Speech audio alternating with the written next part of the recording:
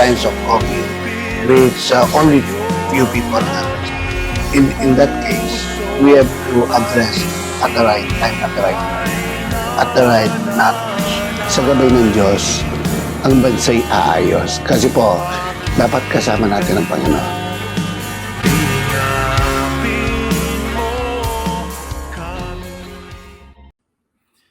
All right. Hey, everyone. Welcome to another episode of IGLAP. Of course, it's me, your host, Paolo. And today's episode is very special just because we have another presidential candidate here who will be able to discuss more about his platform, his self, and and their plans for the country, right? And their beliefs and all of these things. But before we get to our guests, I would like to thank our sponsors for today's episode. So thank you always to Swagat Indian Cuisine for always sponsoring us ever since season one. Thank you to Derm Nature, and thank you as well to Massimor Manila. Guys, as much as possible, let us support local brands, local products as much as possible. Uh, just so that we can support small businesses in general. All right, so today's guest is a presidential candidate, and I am very excited that he is here because we get to know a bit more about him and about what he wants to do for the country and how he's going to help the country, if he is elected for president. So my guest today is a cardiologist, an economist, a lawyer, a board top notcher, and of course, a presidential candidate for the 2022 Philippine elections. Welcome to IGLAP for the very first time, Dr. Attorney Montemayor. Sorry, Mr. Montemayor. How should I call you? Doctor or attorney or Mr.? I Well, mean, which Doc one? Joey will do. Doc Joey will do. All right. Well, I'm so glad to have you here, Doc Joey. So, why don't you tell us a bit more about yourself? How about stuff that people may not know about you? How about we start off with that? Well, you can call me Doc Joey Montemayor. I am a practicing internist cardiologist. I am an interventional cardiologist also. And at the same time, I am a practicing trial lawyer, litigation lawyer, specializing in especially criminal law. Also, I am an economist. I'm an author of a lot of books, medicine law, criminology, even economics books, as well as a professor in universities in Metro Manila and even outside Metro Manila. I am running. I am running for president because these are abnormal times, and we have a medical emergency. We are still in the pandemic, and I am the only doctor running for president. Of all the 10 candidates, I am the only doctor. I am also a lawyer, and also the impact of COVID is on our economy. So I covered all areas so that we can approach the problem in the Philippines in a holistic manner. All right. So, I wanted to ask you, where did you find the time to become a doctor and a lawyer? Because it takes a lot of years to study to be either, right? So, where did you find the time and the resources to be able to accomplish that? Well, I am a scholar. I don't I in my formal years of education, I don't follow the regular schedule. Usually, I am exempted in some of the classes. And in my specialty at St. Luke's for cardiology, I started my law degree. So then after that, I did my MBA also at the University of the Philippines and also some PhD in other universities. I also had my Master of Law, International Law at the Ateneo University. Well, crazy. I mean, you're probably one of the few people in the Philippines who's a double degree holder and also, both a doctor and a lawyer. So that's really amazing that you're able to find all the time and, you know, energy to do all of that because, of course, you have to study for a very long time. So I wanted to get a bit to know you more before we get to the formal side, right? What made you decide to first become a doctor, then later on becoming a lawyer? Well, these are planned. I planned this as a preparation for running for president. it is not enough for you to be popular. For example, you are a popular boxer. You are popular because you are the son of the late dictator. And because maybe you are popular because your husband died. Your popular husband died.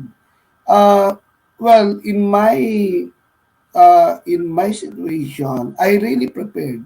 I really prepared for the presidency, and I think this is the proper time. This is the appropriate time for me to run for president because we are in the pandemic. We are in the health crisis, and also rampant criminality and corruption. Also, the impact of COVID can be seen in our economic situation. So I think I have all the necessary qualification to become president of the republic. All right. So for our viewers, thank you for that, Dr. Joey. So here's how we're going to do it. We have five categories for tonight's episode. So the first category is debate and media appearances. The second one will be about healthcare. The third one will be societal and economy. The fourth one will be on religion, and the fifth one will be about Doc Joey himself. All right, Doc Joey, let's start. So my first question for you, under the category of debate and media appearances, is so in the last presidential debate, which was organized by Comelec, you had a strong stance against the IETF, and you even said that it should be abolished. But Senator Pacquiao said that it is still, it is still good. But when the time comes and you see that the people who are sitting there are unqualified or not doing a good job, then you can just simply change them, right, and put the proper people. But the thing is, though, would you consider the suggestion or of Senator Pacquiao, or would you just simply abolish it? No, IETF must be abolished. It is an interagency task force, meaning it has temporary nature.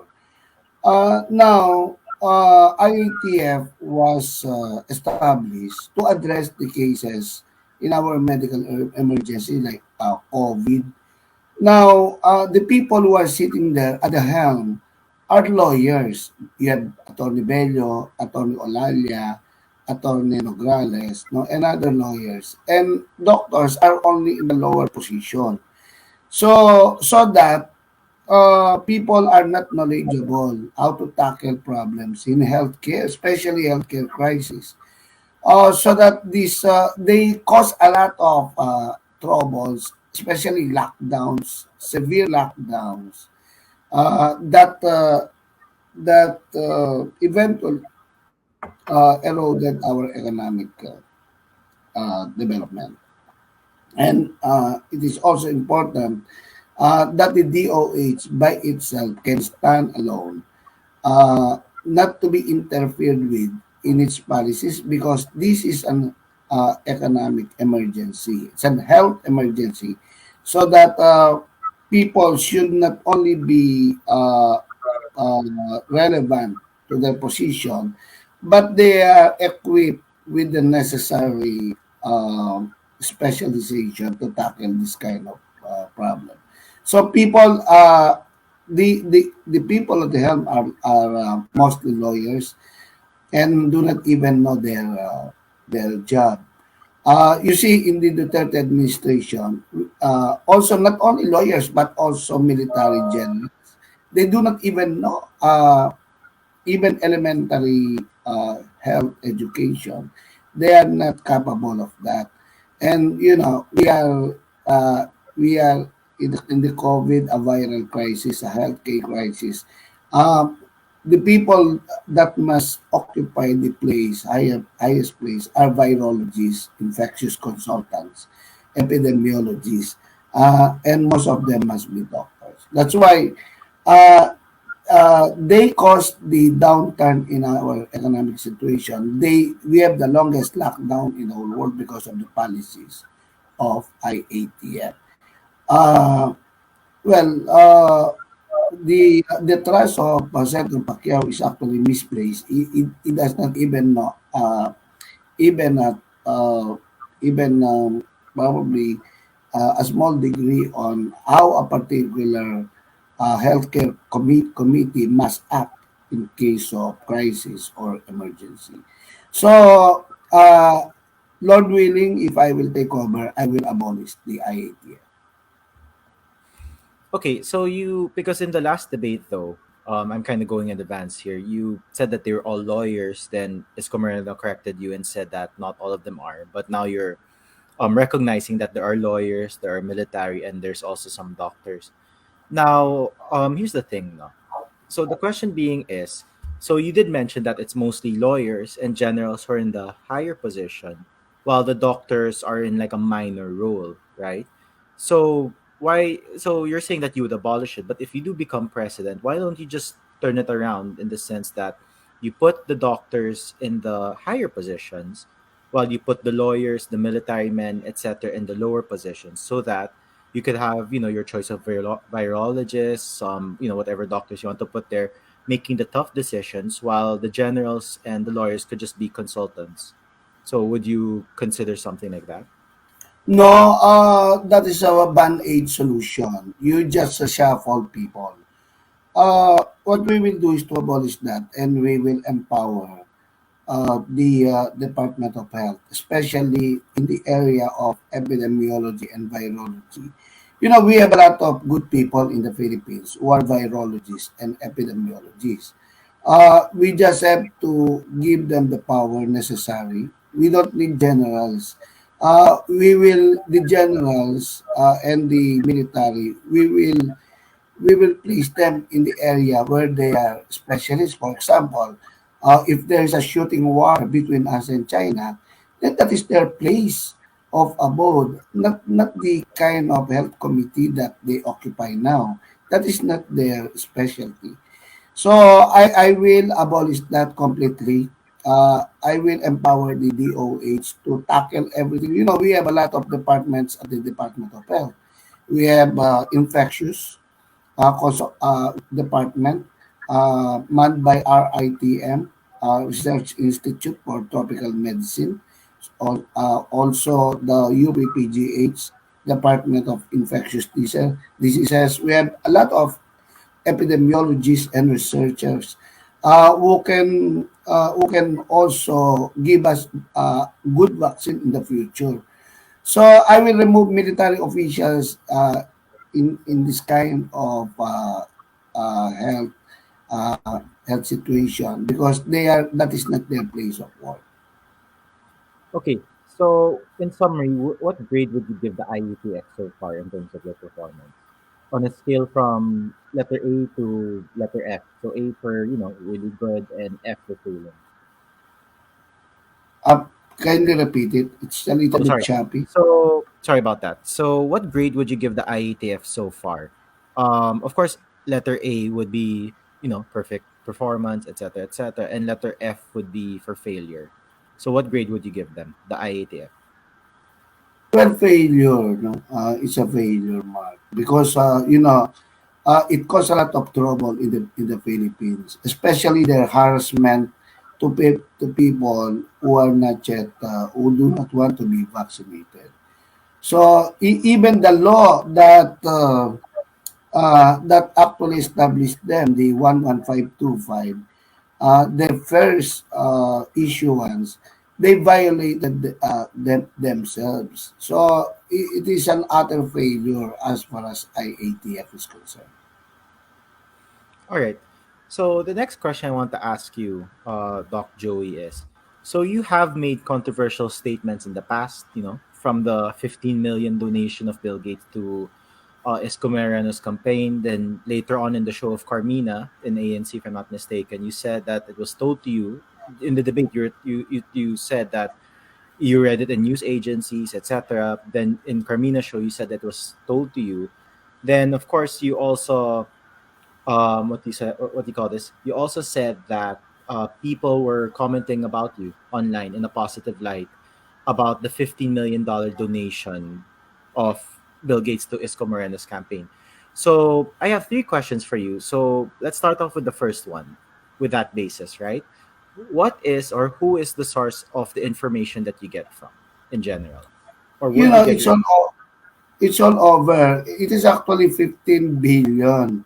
15 million dollars.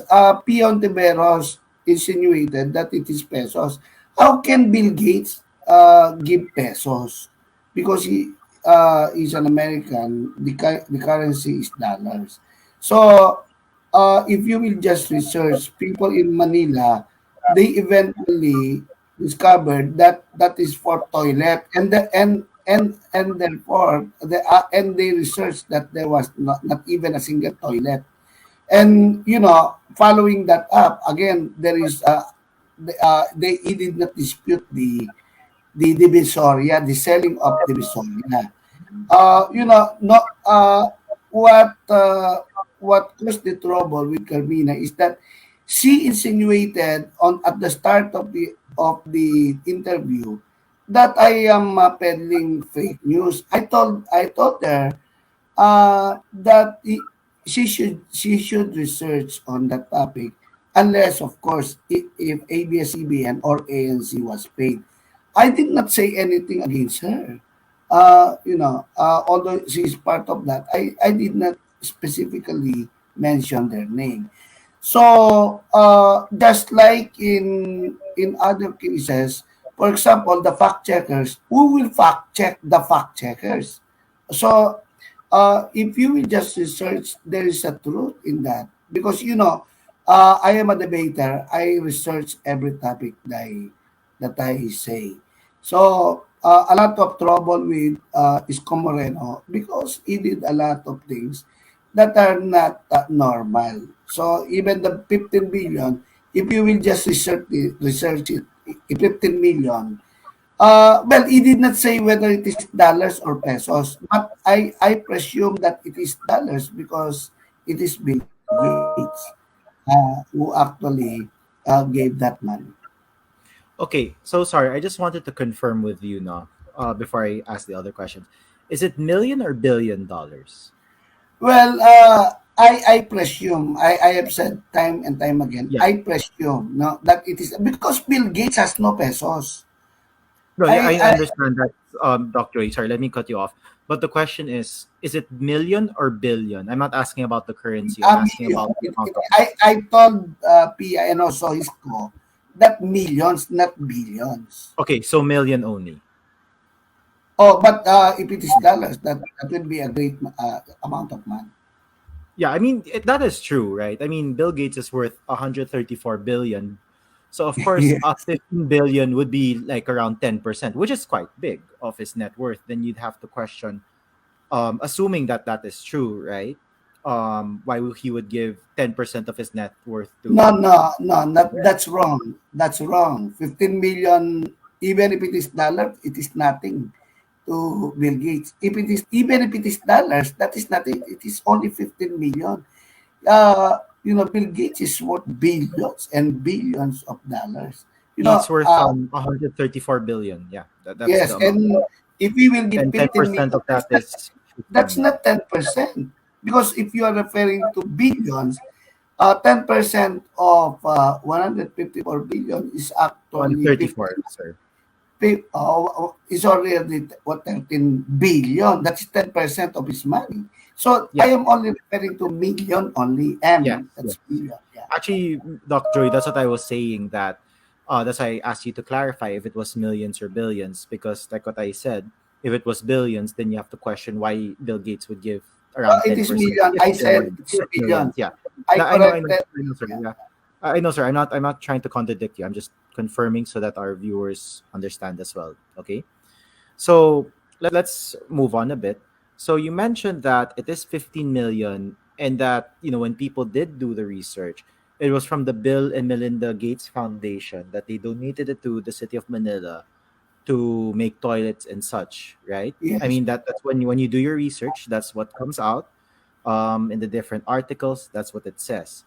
But the question now here, sir, is, we're looking at that amount of money, right?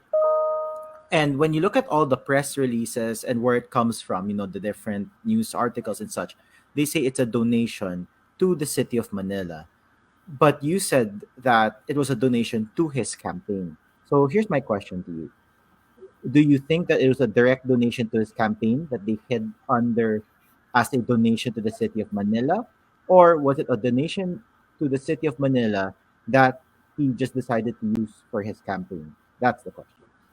Now, you have to look at the omnibus election code uh, did not specify uh, the kind of, for example, whether you give in cash or in kind. Well, it has to be determined first.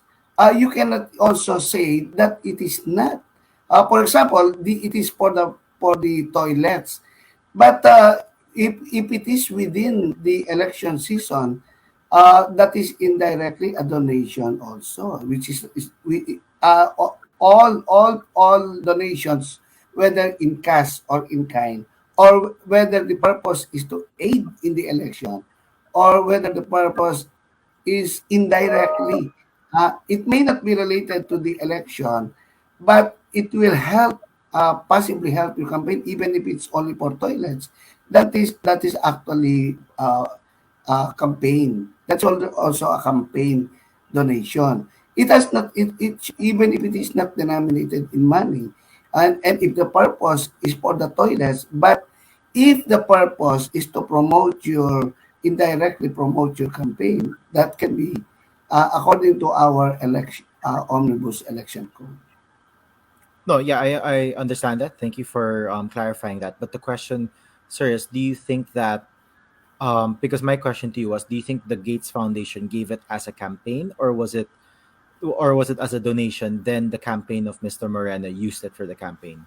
I Well, mean, you cannot make a conclusion on that unless you file a case, and you can investigate that. But mhm. for you to force me to make my conclusion, that is impossible. I just ask, I am a lawyer. I just asked him if I did not make any direct and forward statement.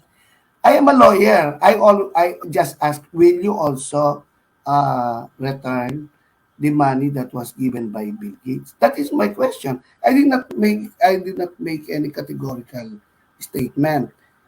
If that is a campaign contribution, none. I am just. That's why I told Isko Moreno that I am satisfied with his answer. Okay. So going back, sir. So you mentioned that when you do research, and you'll find that out, right? If our viewers right now type Escomarena gets donation from Bill Gates Foundation for toilets or things like that, that's what they'll see. But I'm just wondering, Mister or Doc Joey, where did you? Because of course, when you made that Can statement, we can we close that because you are not satisfied with my answer? Can we go to the other points, because I already explained everything to you. I think we can go forward because I did sure. not make any conclusion on that. So please go over the other, and if you want to discuss that with me, we can have lunch together so that I can. But pinning me on this particular point, I already explained my side. But I am just asking because that is a forum, that is a debate. They allowed me to ask questions. That is not wrong. Yeah. And even if you want to know the truth, then file a case. Okay. Well, I would like to apologize for heating you up. The reason why I was just reiterating the question is this Because was I already explained to you everything, yeah. and you are pinning me on this, looking for wrongdoing on my part. Well, you are not a lawyer. I think we are not in the court. And I think you should satisfy yourself with my answers. That is already enough. I think I All right. gave the Well, answers. okay. Do not give any hypothetical situation. I already gave you my answers, and you should content yourself because you are an interviewer. This is not in court.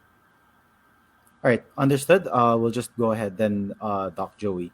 All right. So the next thing I want to ask you, Doc Joey, is so again, you get a lot of information in general, right? You get a lot of information with different in different issues and all these things.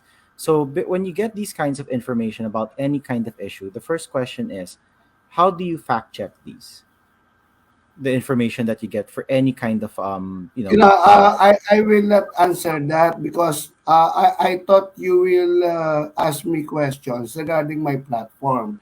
That is not directly related to my being a presidential candidate. I think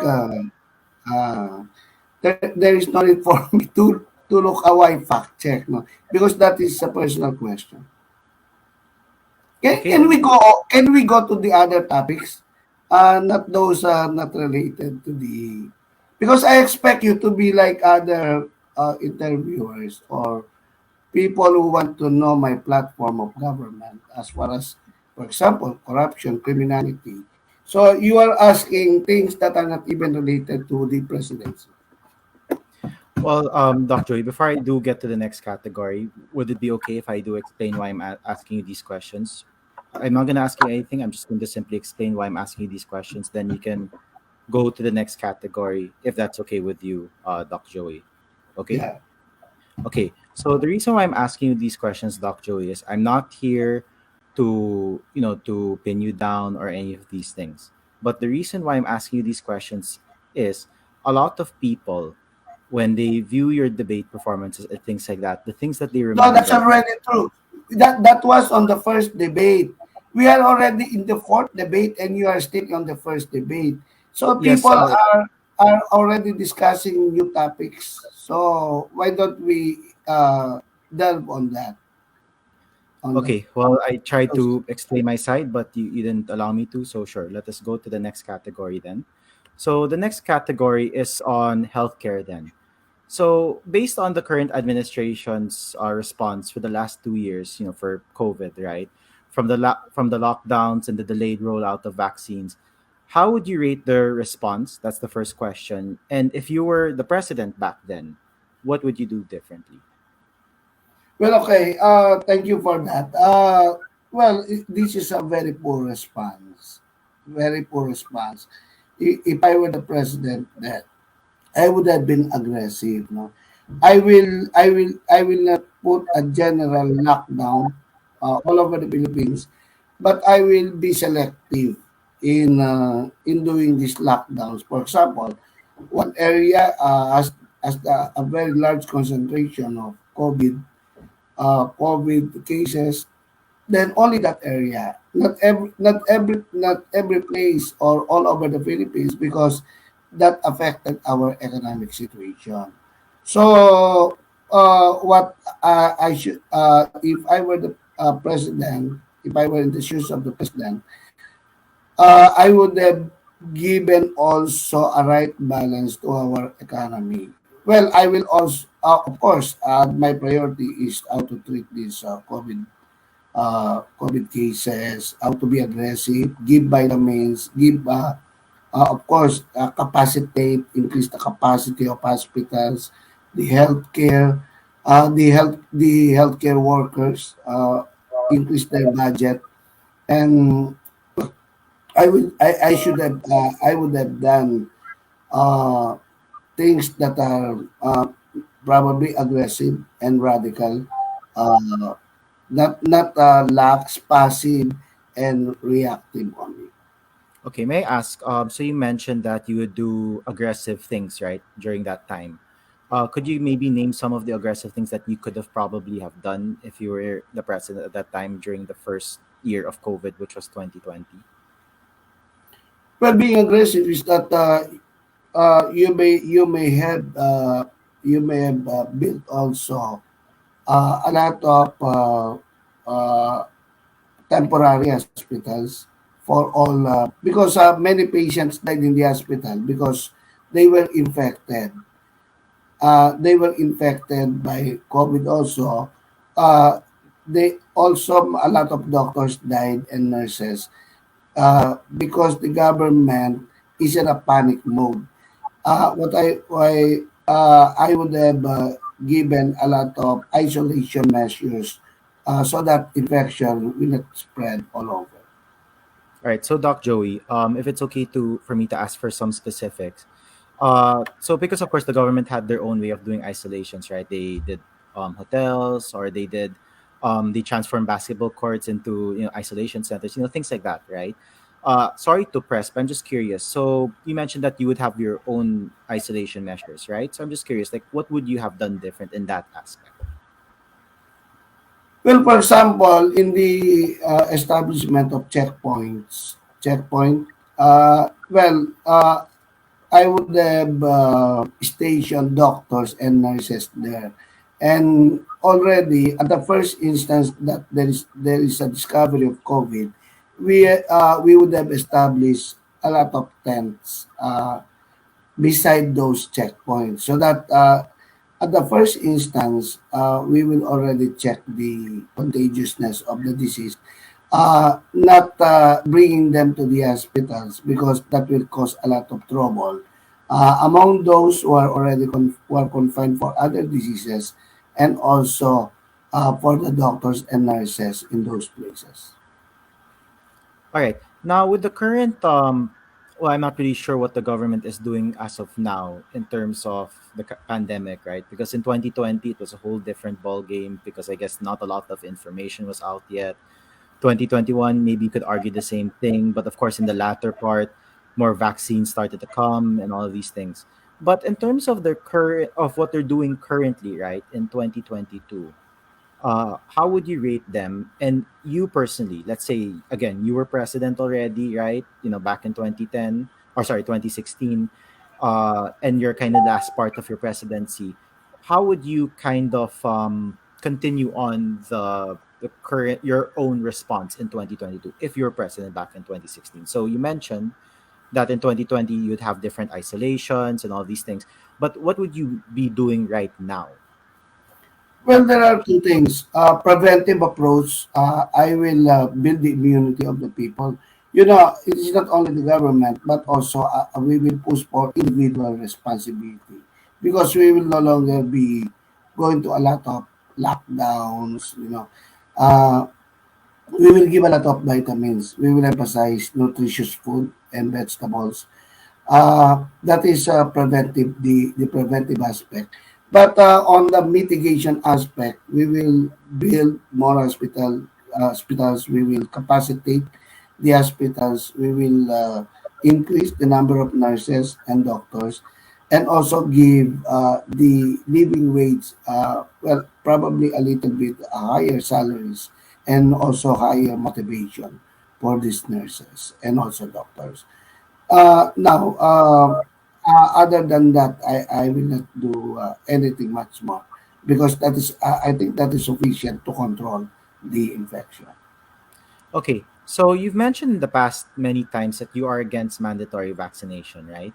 So my first question to you is, why are you against mandatory vaccination? Because the studies right now, right, that we get from the World Health Organization, from Dr. Fauci in the U.S., etc., says that vaccination helps stop mutation of COVID, and it's because of people who are unvaccinated. That's why you have many different kinds of mutations, right, of COVID. So I'm just wondering, with all of this kind of information, why would you not be for mandatory vaccinations?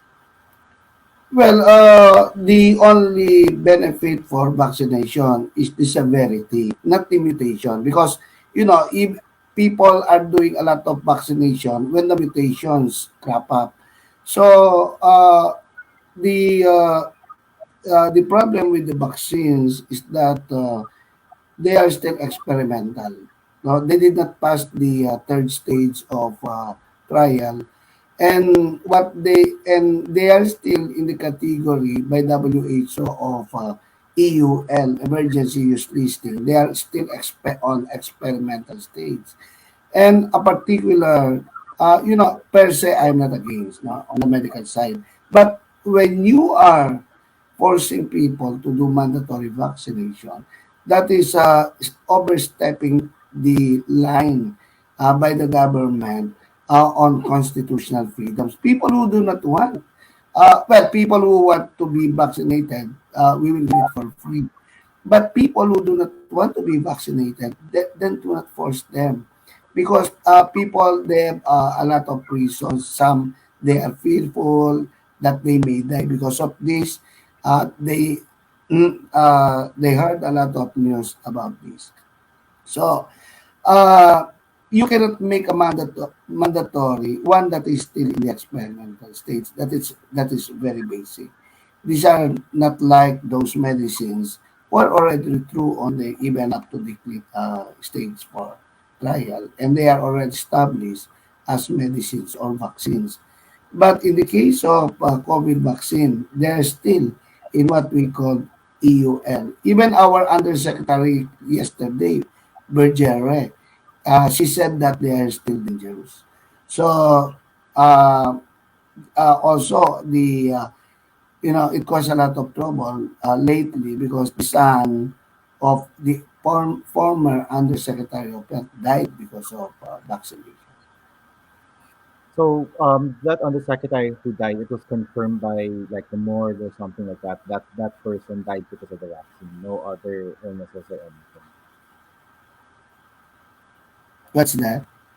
Right. So because Doc Joe, you mentioned that there was an undersecretary, a former undersecretary who died because of the vaccine, right? That's what you said. So I just wanted to ask that that was confirmed by a doctor that it was because of the vaccine, not because of, let's say, some sort of illness that he or she may have had or something like that. It was really because of the vaccine. Well, although that is still under investigation, but in medical legal, there is such a thing as proximate causation. Uh, Mm-hmm. you have to investigate is that a direct cause of vaccination? Is it related to the vaccination? Are there any other diseases that may have caused that? Well, from the exam, from that, the nearness, the immediacy of the cause and effect speaks of proximate causation. Of course, Okay. So unless you do autopsy, you will yeah. not definitely. Okay. So Find. you could confirm that there's no autopsy done and they used sorry, what was the term again for that one? Sorry, I didn't get it. Well, I don't The know if there's autopsy. I still do not know Yeah, because sorry, the proximate, sorry, what do you call it again? Proximate, the term you causation. used? Okay, proximate causation. So, all right, understood. Got that. All right. But let's just say, so I guess in a medical standpoint, you're more, not really fearful, sorry, but let's just use that word for now. Because the vaccine hasn't really passed all the stages yet, right? And that you said it's still in the experimental stage, but it was just put for emergency use. So let's just put a theory here. Let's just say that, many years later, the vaccine is okay, no side effects, it's approved, all of these things, right? So as a doctor, you'd be okay with the vaccine in that aspect, but you're more against mandatory vaccination just because of people's freedom of self-choice, I guess. Is that basically it as well? Well, if eventually it will be proved, Yeah. uh, if eventually it will be proved that they are safe and effective, then there's no Yeah. problem. But Okay. what if the other thing happened that they were proved to be dangerous, and also they are the direct result of death and also physical injuries? Well, that remains to be seen. Yeah. Okay. I mean, that probably takes a couple, maybe 5 years or maybe even more to see the effects of these, probably. I mean, it also depends. All right. So Well, let's that get is into speculation also. That is also speculation because after 5 years, we may not make a conclusion. Doc Joey, I'm just curious though. For a vaccine, right? Let's say let's say, they're testing out vaccines, right? About how effective it is and things like that. What is the usual timetable for it? Like how many years usually before they can say, oh, this vaccine is safe, oh, this vaccine has these kinds of side effects? Like how many years does that take usually? Well, it will depend on the kind of reaction because we have a lot of cardiac drugs. Uh, we have also a lot of anti-arthritis drugs, which eventually, only after 2 years, they were found to cause death on patients. Others, within 2 years or within 3 years, they were found to be safe. So, well, it depends on the kind of study that the pharmaceuticals have at this point. But probably in 3 years, they can already say if they are actually safe or not. Relatively safe, because you cannot say they are absolutely safe. Okay, so minimum is 3 years, correct? Yes. Did you say 3 years? Okay, okay, just confirming. All right. So the next one I'd like to ask you is, so if you do become president of the Philippines, right? You mentioned that you'd want to empower DOH and all of these things. But my question to you now is, what would you change in DOH, or how would you improve the Department of Health in general? Well, of course, we have to remove those corrupt people there, no? Especially those affiliated agencies like PhilHealth. We lost around 16 billion because of corruption. Uh, they have to be in prison. That we have already pending cases against them. Uh, they they have to be accountable of what they did. DOH, a lot of corrupt people also. We have to investigate and to cleanse the department of bad eggs. Also, we have to. I will ask the Congress to increase the budget of the health. It is only on the fourth position. Fourth position. Uh, Education is number one.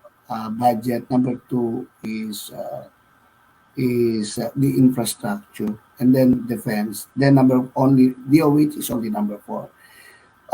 Yes, the budget, the healthcare workers, also uh, to invest to also equip a lot of rural health stations all over the country, equip them with medicines and also equipments. A lot of barangay health centers, they have no medicines. They have no health equipments. So that people are storming in Metro Manila.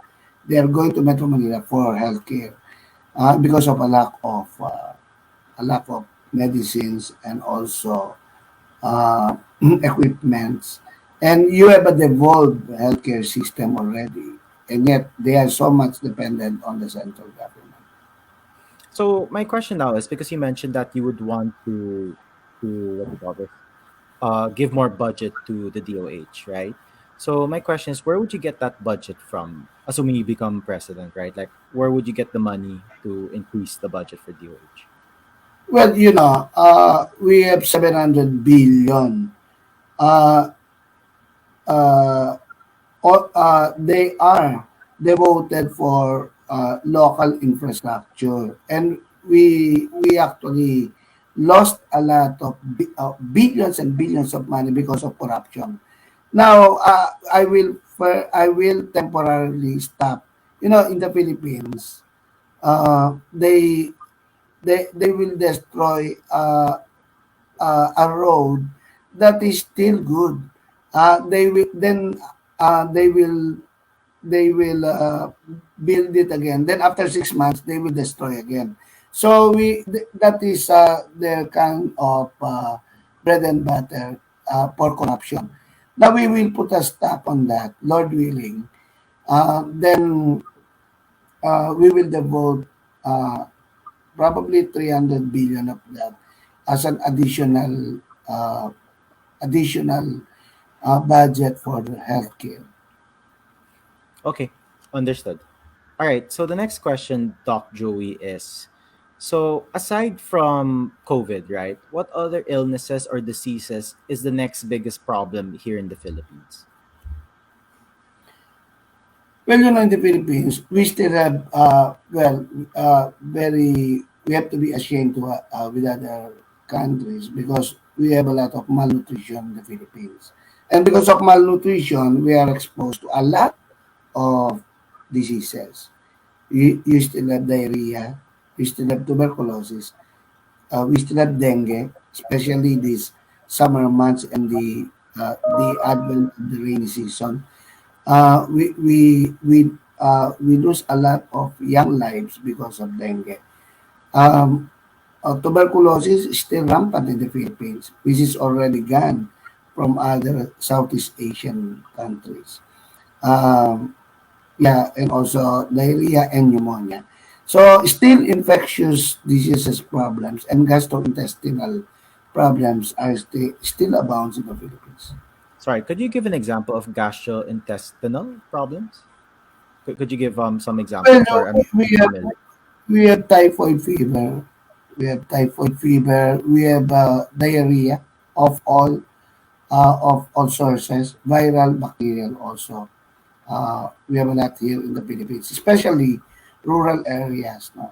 Another thing that we still have in the Philippines are the parasites, the worms, ascariasis, the helminths, and the Robius vermicularis. Okay, and the one of the biggest factors on why people still get these is because of malnutrition, right? So as president, how would you resolve this, or how would you solve the malnutrition problem in certain areas where it's very rampant? Well, we have already the foundation for nutrition, but the problem is that we are not equipping uh, people to deliver. Especially, we have a devolved health system. What we will do is to information dissemination is good. Second, you emphasize also preventive aspect uh, because the impact of malnutrition will expose people. They will make people vulnerable to a lot of infectious diseases. So build their immunity. Also provide nutritious food packs also, cereals, which are rich in vitamins and minerals. I think those are the necessary steps for us to do. Okay. So in terms of those, no, like the nutritious food, the cereals, etc., where would you get the materials for these? Would you be getting them from small time farmers? Would you be going to big companies for these? How would you get these materials to make these kinds of food?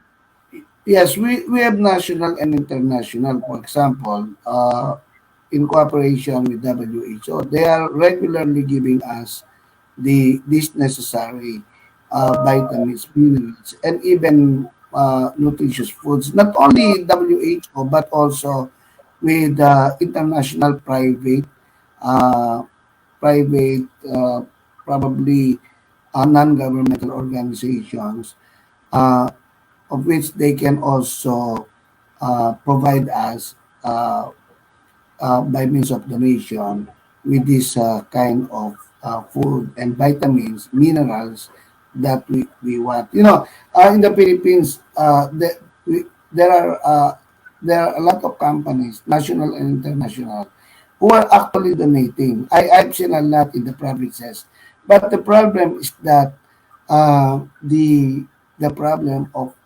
corruption and also pilferage of this in the barrios, because only or local politicians sometimes corner this kind of important food, vitamins and minerals only to those chosen individuals whom they are beholden. So we will be aggressive in this. We will uh, we will solicit a lot of this from international and national sources. Okay, the next thing I want to go to, Doc Joey, is so back in 2016, President Duterte ran on a platform saying that he wants to, get rid of drugs in the country, right? That was one of his main platform promises, all of these things. So here's my first question to you. Do you think that illegal drug problem in the Philippines was as bad as the administration made it come out? Well, they overestimated it. No, number one, they overestimated. Well, we have a lot of drug problems in the Philippines, but the overemphasis of this made it their only structure for for development. Such that a lot of extrajudicial killings uh, were also were also committed because they overdid what is or uh, what is only it is only one of the problems in the Philippines, but the overestimation of this caused a lot of problems in the Philippines, like extrajudicial killings. And a lot of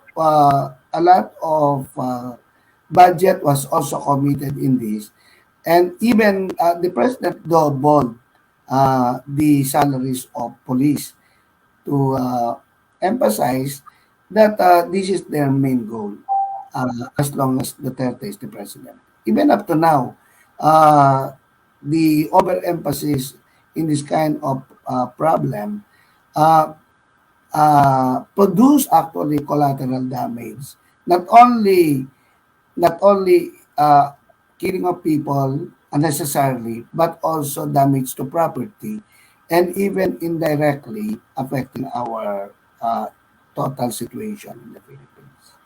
Okay. So, in summary, you feel that they overestimated it, that there is a problem, but it's not as bad as they made it come out. Is that a fair That's correct. statement to say? Okay. Now, the next question I want to ask you is, so, generally speaking, a lot of people who do support the war on drugs treat drug users, not the sellers, not the pushers, but the users as criminals. So, my question to you is, do you consider drug users as criminals, or do you consider them as more of patients? Because there's that argument, right? Well, So, people. drug users, drug addicts, they are just patients, they are victims. Even the drug addicts and small time drug pushers, sometimes you cannot distinguish them. They are actually patients. No, I will treat them as patients. I will uh, I will emphasize the drug solution as one with compassion and care. This is not this is it is more rehabilitation rather than retribution.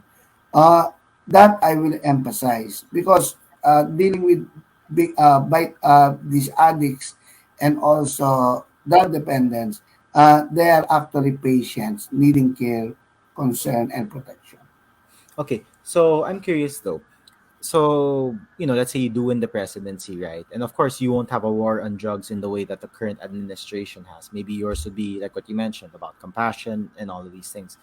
So, how would you tackle the drug problem in the Philippines? I know you mentioned that you'd make it all about compassion, treating them as patients, but if you could, divulge to us, maybe some of the programs you would do, in a bit, in some with some specificity, right, on how you would do them. Well, actually, the the attention that must be given to uh, to the drug problem in the Philippines is one of rehabilitation. Number one, you have to build a lot of rehabilitation. For example, build this infrastructure to house them, treating them as patients. Do not never mix them with criminals because that is another aspect of uh, the way the justice system in the Philippines. Dealing with these criminal addicts or even small time drug pushers must be one of rehabilitation. But this is not a short term one. So you have to build infrastructure that is complete in everything, dealing with not only the physical aspect of drug dependency, but also psychological aspect.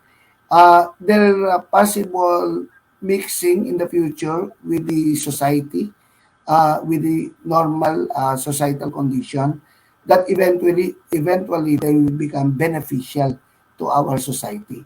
So I think because the kind of treatment that they get is that even though they are the addicts, they are being killed by the administration in order uh, to for the police to have done something about this drug problem. So we will build a lot of infrastructure, for example, rehabilitation buildings, rehabilitation mechanisms also, equipments necessary uh, for their relief eventually, and also psychological, uh, emotional, psychological, and spiritual mechanisms to transform them in the future to become beneficial to our society. Okay, so I'm curious though, because you mentioned, infrastructure and the proper equipment, right? All of these things. I think though, please correct me if I'm wrong, right? You mentioned that you would add maybe around 300 or 400 million to the DOH budget, right? So would you be getting the costing of the infrastructure, the equipment, etc., for the drug addicts from that budget of DOH, or would you have like a separate budget for this? No, I will propose a budget that will it is a separate form of budget because our drug problem is so huge. We have a huge problem. We have a very big problem. And, this is not a short-term solution. It's a long-term solution that needs every year probably 300 to 400 million. It will be, uh, for example, I will get that from a part from PhilHealth, part from DOH, and part from DSWD. And because this has this has internal security component, I will get some from the police force, from our local government, interior So and local. yeah, so you mentioned that you'd give around 300, 400 million, correct, for the drug Every problem? year, yes, Yeah, every every year. year. Okay, so I'm curious though, do you think that's enough?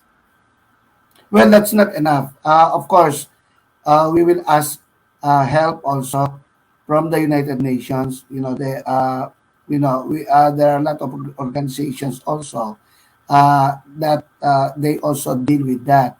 I think I will ask for help as far as this, no, because this is not only a national problem, that this is also international problem.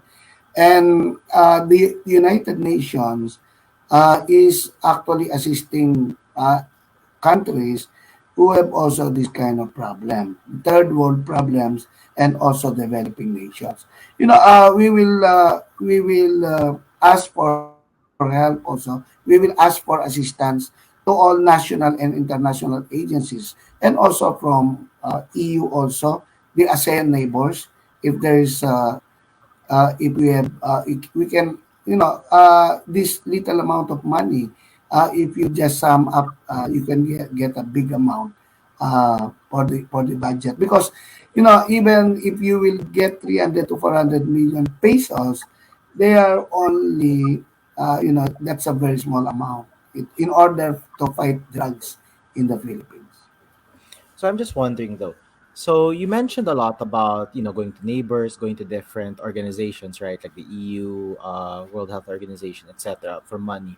So I'm just curious. Do you not think that we could raise that money internally, just maybe from different maybe taxing different things or things like that? I mean, you don't think we'd be able to do that ourselves, that we just have to go straight to these places and say, hey, is it okay if we can ask for a donation to help us fight drug use or drug addictiveness or something like that? So yeah.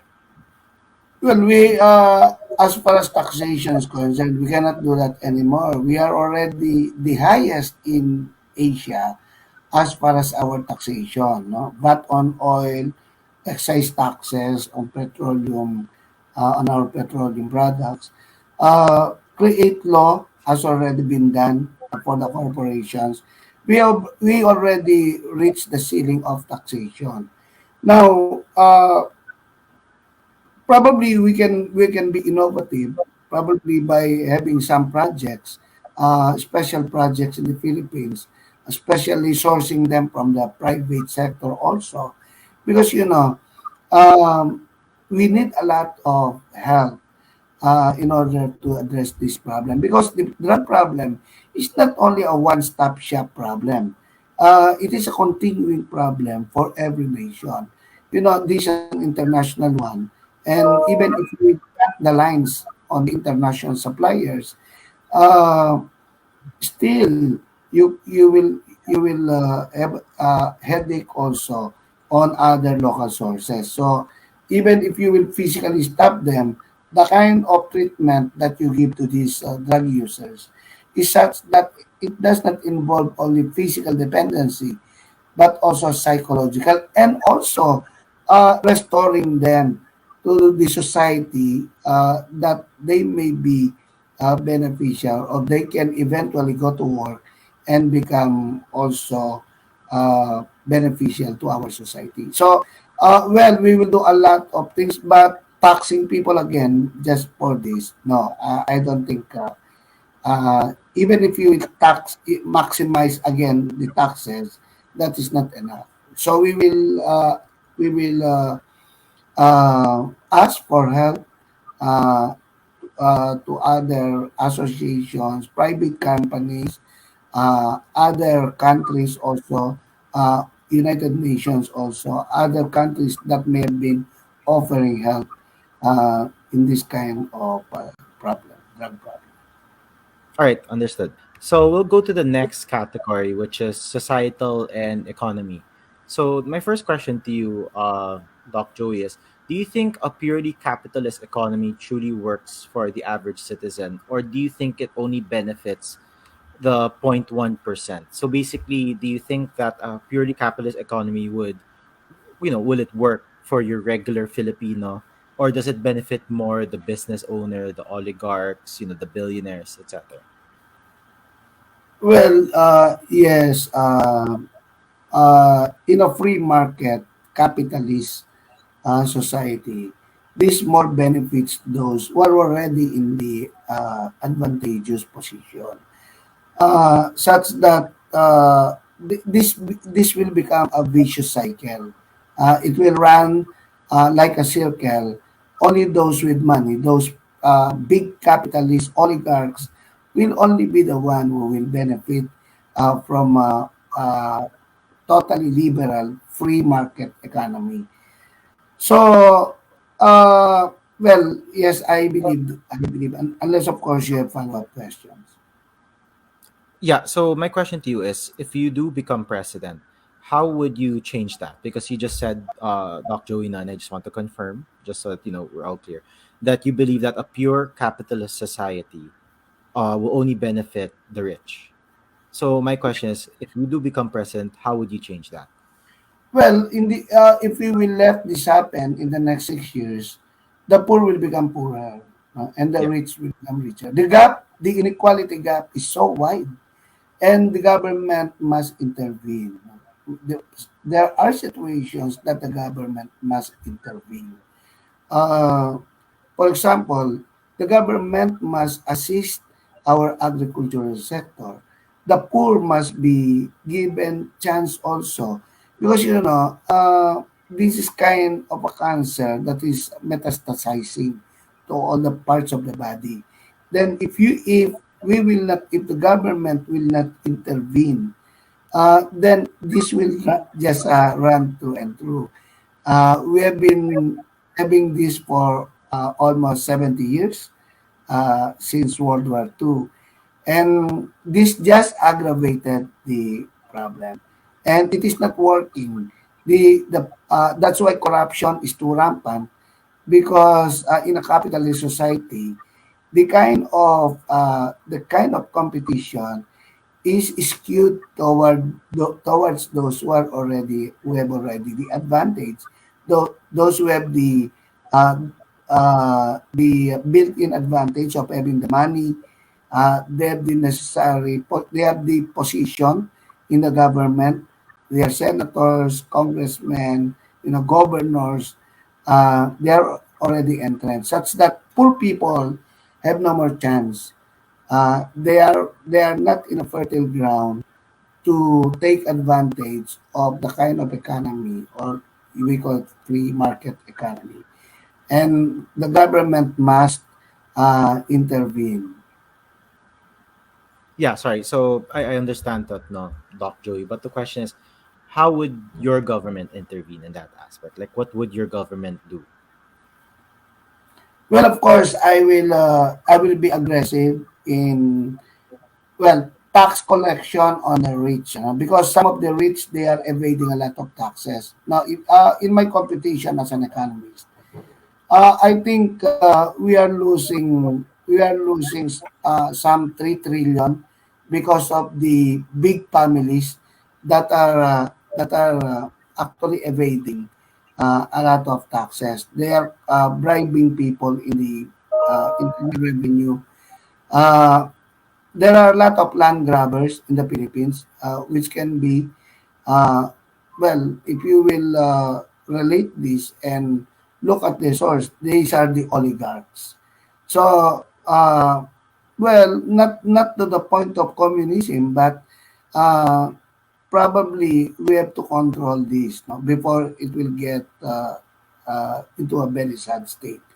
Um, we will investigate every advantage of the rich. Of course, land ownership in the Philippines must be given also priority. And also the taxes of the rich, especially there are a lot of tax evasion in the Philippines by the rich people.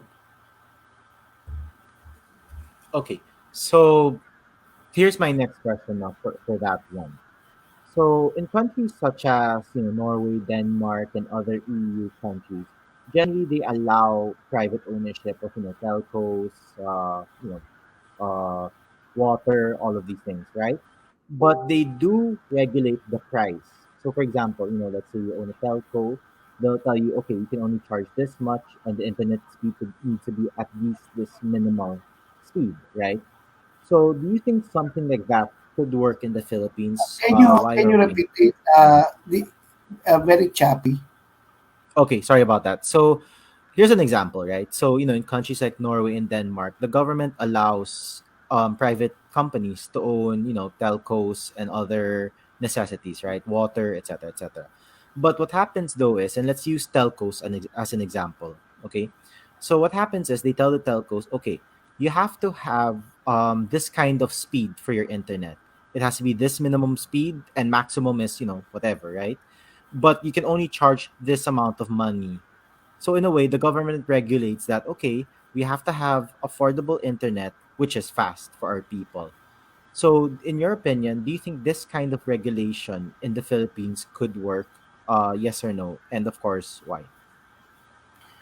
Well, especially in the bad internet like the Philippines, we have already liberalized telcos that were already passed the Foreign Direct Investment Public Services Act and also the Retail Trade Liberalization, uh, which may uh, which may include 100% ownership of the corp of the telcos. Now, the government also must step in, for example, in education, to also participate in this, because eventually these kind of companies will just work as a monopoly. Even if you will get a lot of players, that does not necessarily transform it uh, or reduce the prices of internet or even make it faster, because it will be transformed into an oligarchic one. Uh, for example, even the gas prices, they only act as one, even in the presence of liberalization. So the government must intervene in such instance. The regulation sometimes is necessary to control the kind of business environment, because people will eventually be damaged by the kind of business practice or practices that this corporation have. Okay, so you do think that regulation is needed and that it could work in the Philippines. Yes, we will have regulation also, because in a competing market, you cannot have total liberalization and allowing these corporations, the national or international corporations, to drain the money of the people by being one in their action. Okay, so the next thing I want to ask you, Doc Joey, about that is since you do believe in regulation that it is good, right? I mean, at times there are situations that regulation is good. When do you think regulation is not good for the economy? Well, if there's too much regulation, no, if the government is now dictating all terms, that is not good. Also, you have to strike a balance between what liberalization and also government regulation. For example, well, you may have liberalized the telcos, but you have to look also in the kind of security that we have, because telcos can be used to check our defenses by the other countries. Now, you have to strike a balance. Only minimum government intervention. Okay. So check a balance. All right. So my next question to you is, do you support the movement of raising the minimum wage? Well, yes, but not so much that it will kill the small or the medium and small corporations. I am for raising minimum wage, but not too much, because we are still in the pandemic, and a lot of small companies suffered, and some already closed. So yes, I am for the increase, but not so much as to damage the small and the medium corporations. Could you give us a number though, in your mind, like how much do you think minimum wage should be? Things like that. Well, in Metro Manila, we have already 500 plus as the minimum wage, and across the board we can get it plus 100 pesos. Yeah, it may be that small, but if our economy after 1 or 2 years recovered, then we can gradually increase it. We have already the tripartite committee, the government, the private sector, and also the workers. Uh, we can increase the minimum wage if it is already a good environment to give the workers, because now we are still many corporations are still suffering from the effects of pandemic. Okay, so you make it around 600 something pesos for Metro Manila. Well, But the probably question, 680 pesos. okay, 680. Okay, so 680 for Metro Manila. So the question now is, would you support a movement that would give a general minimum wage all over the Philippines? Because right now, depending on your region or which provinces, sorry, that you work in, the minimum wage is different, right? Some places it's 400, some places I think the lowest that I've heard is maybe 350, give or take. So would you support a movement that, let's say you do 680 for Metro Manila, that you make it 680 for the whole Philippines? Well, you cannot make a hard and a fast rule all over. Several regions, they have that kind of, we have different condition. We have the different economic situation all over the Philippines. So I think the NEDA, or the National Economic Development Authority, they have some parameters to depend on. Uh, people who are having the wage in Metro Manila, which the kind of living is a high, high standard of living, cannot be equated to the people who have only few expenses. For example, in the provinces. But if we'll come to a point that the development is such that it is just the same Metro Manila, or even in the provinces, then they will make it equal. But unless and until the National Economic Development Authority determines the many factors, you just do not make it straightforward that every region will receive this. No, that is not fair, because some are overworked, some are they have the normal conditions of work. So I am for the most important priority is to provide them jobs. No, all those who are in the contractualization and job order, we will make them all regular. Okay, so you're also anti contractualization then. Yes, I am anti-contract. I am for the security of tenure of workers. Upon assuming, uh, Lord willing, the presidency, I will put a stop on ENDO, the 5 months only work. Okay, so but I'm curious though, Mr. Montemayor. Sorry to press you on this one particular question, but it's a very wide question, and there are a lot of questions to it. So you're not in favor of having like a general, what do you call this, minimum wage, right, all over the country? With it, because you said 680 for Metro Manila, you're not yet open to that, just because some regions aren't that developed yet, right? I mean, not as compared to Metro Manila and maybe provinces like Pampanga and such. But you would also be willing to raise also the salaries at least, right? Not to the level of Metro Manila, but maybe a slight increase. You would be open to that. Well, I will let NEDA to determine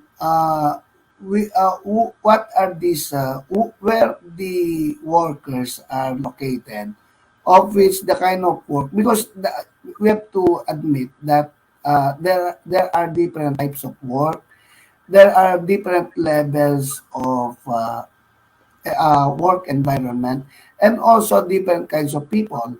Now, we have also, they can also identify the kind of jobs. Some are overworked and the kind of wage they have is so small.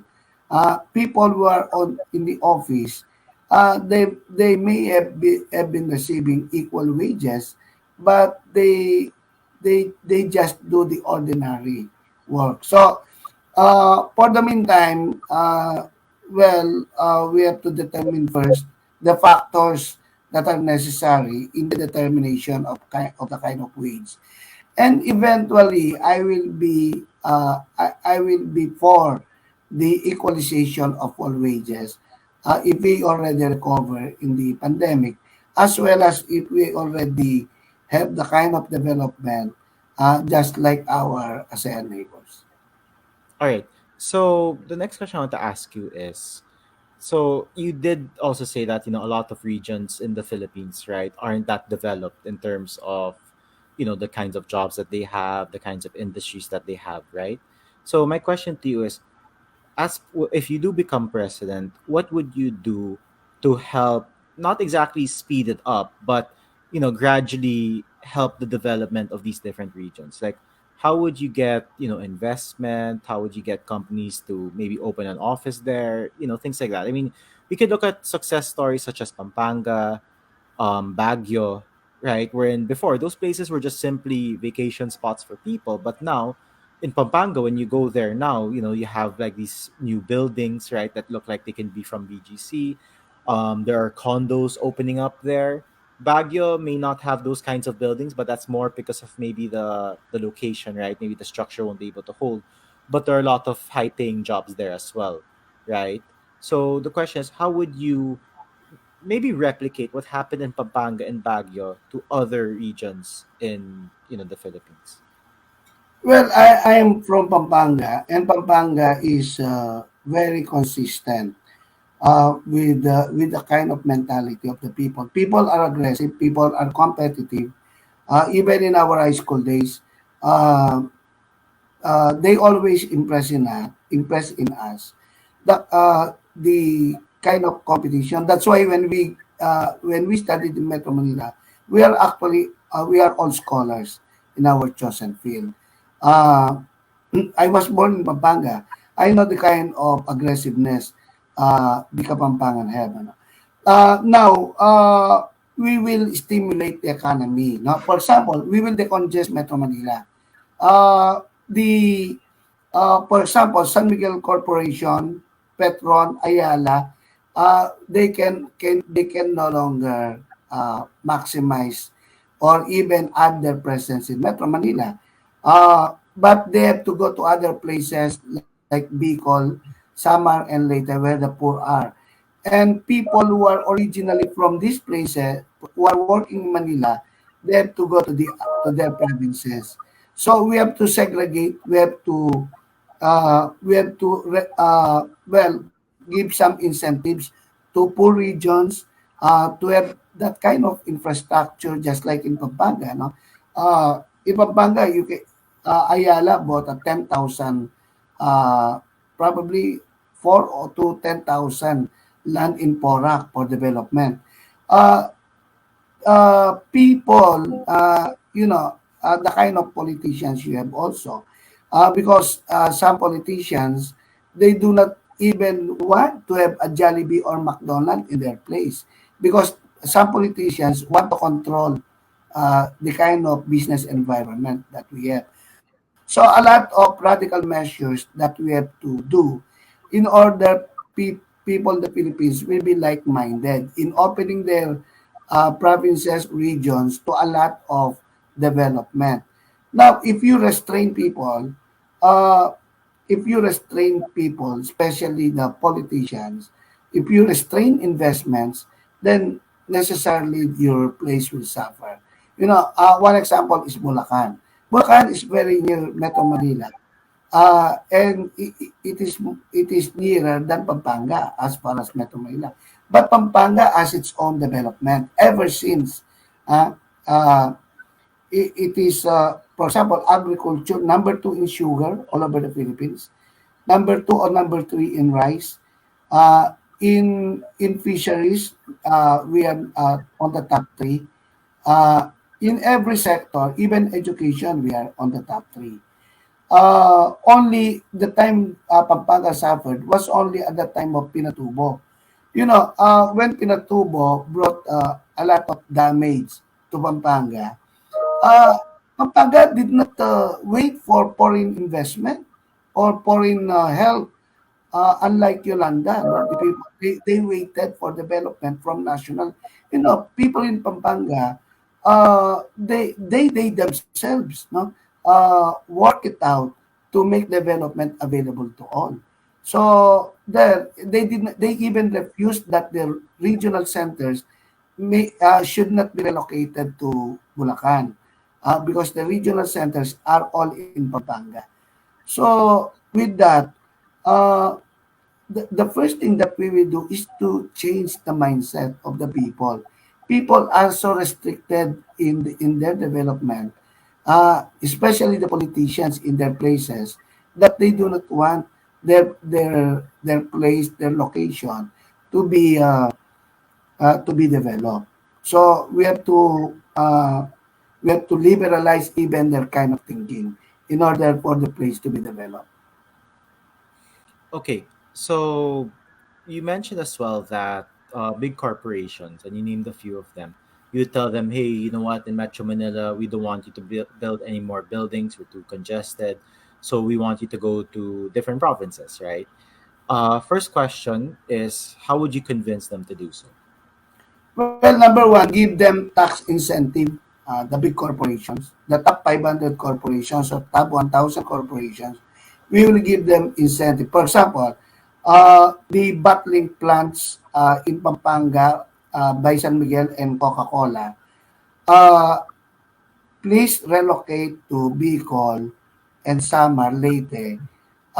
We will give you incentives and tax, for example, tax deduction, uh, and we will give you probably uh, other discounts as far as uh, their uh, their investment to other places. Especially people will no longer go to Metro Manila. They because of the attraction of the same company that they have to their place of origin, then people will be given. We will not force them, of course, but we will give that motivation to the people and also incentives to the corporation to relocate. Okay.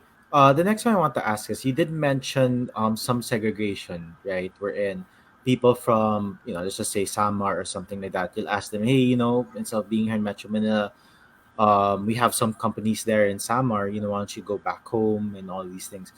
Obviously, you're not going to force them, but how would you convince them to go back? The people, not the companies, the people. Well, of course, the kind of company they have to maintain, no, maintain the salary.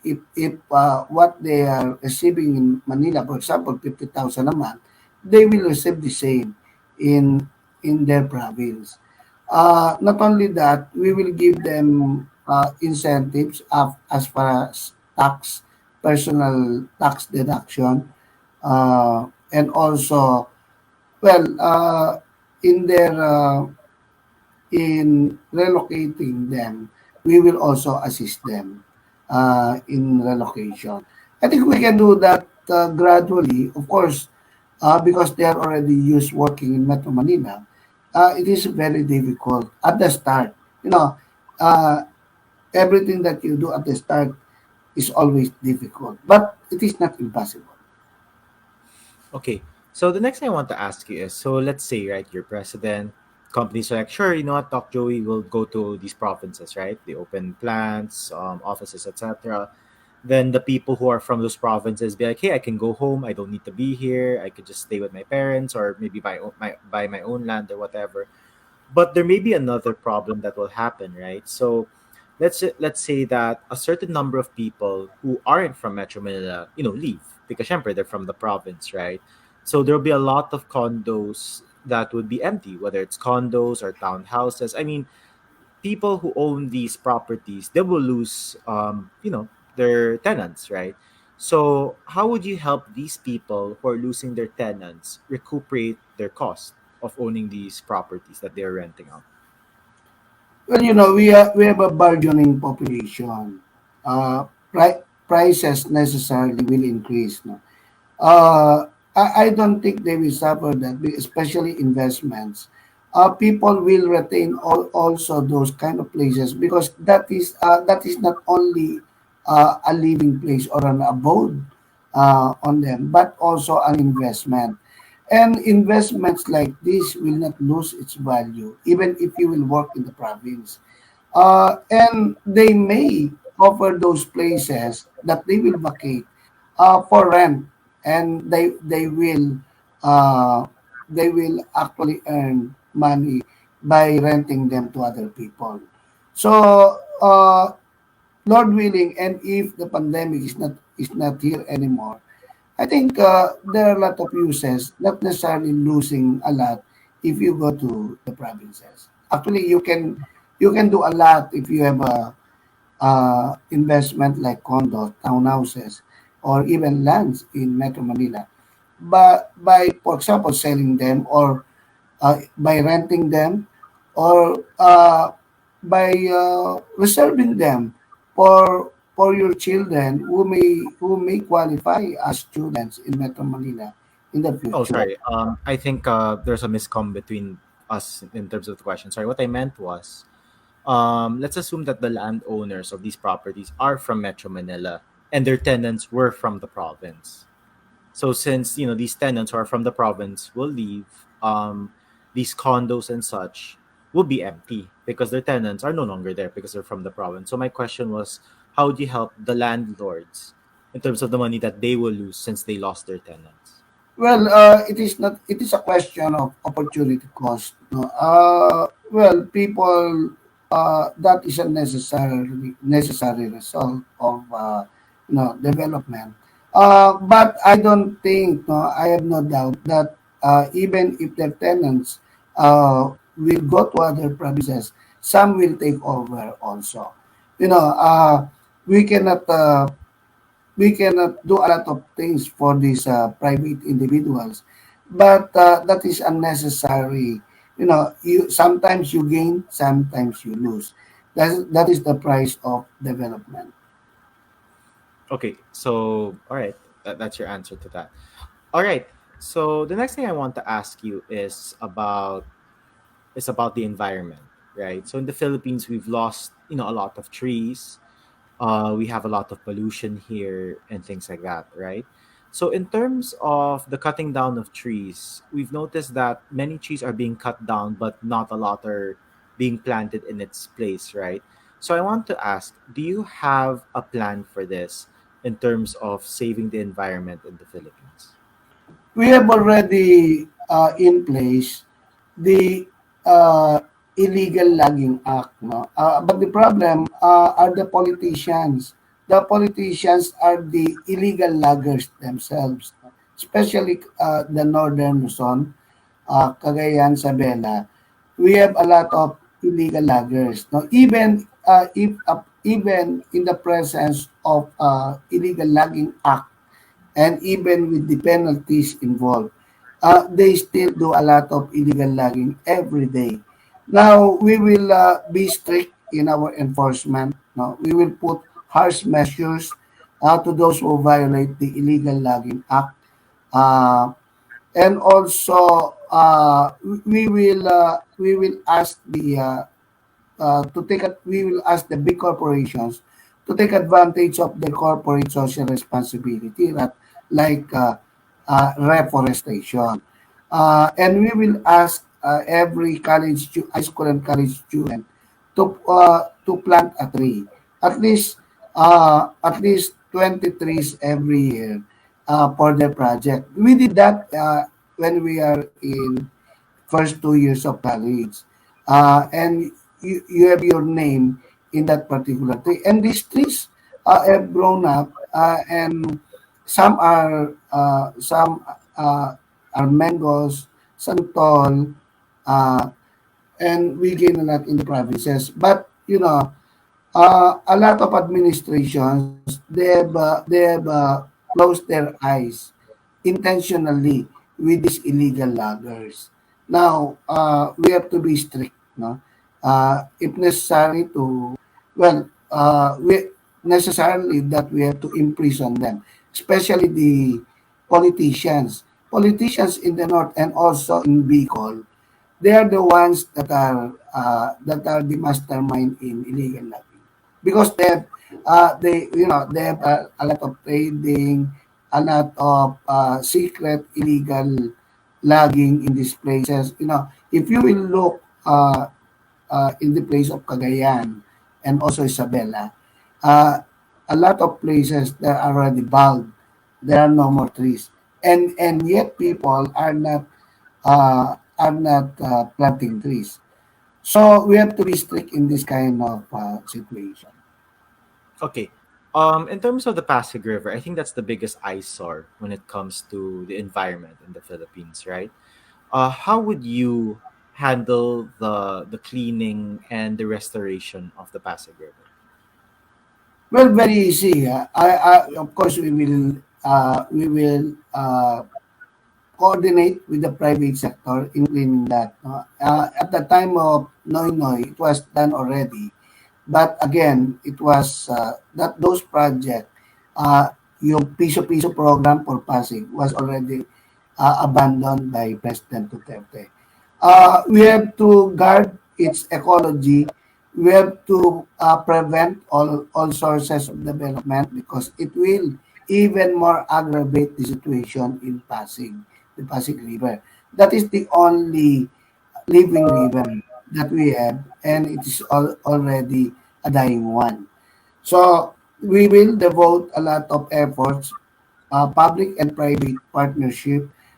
We will do in cleaning that kind of project also, the Pasig River. We have to rehabilitate that, because like now it is causing a lot of diseases, infectious diseases. It is a breeding ground for mosquitoes.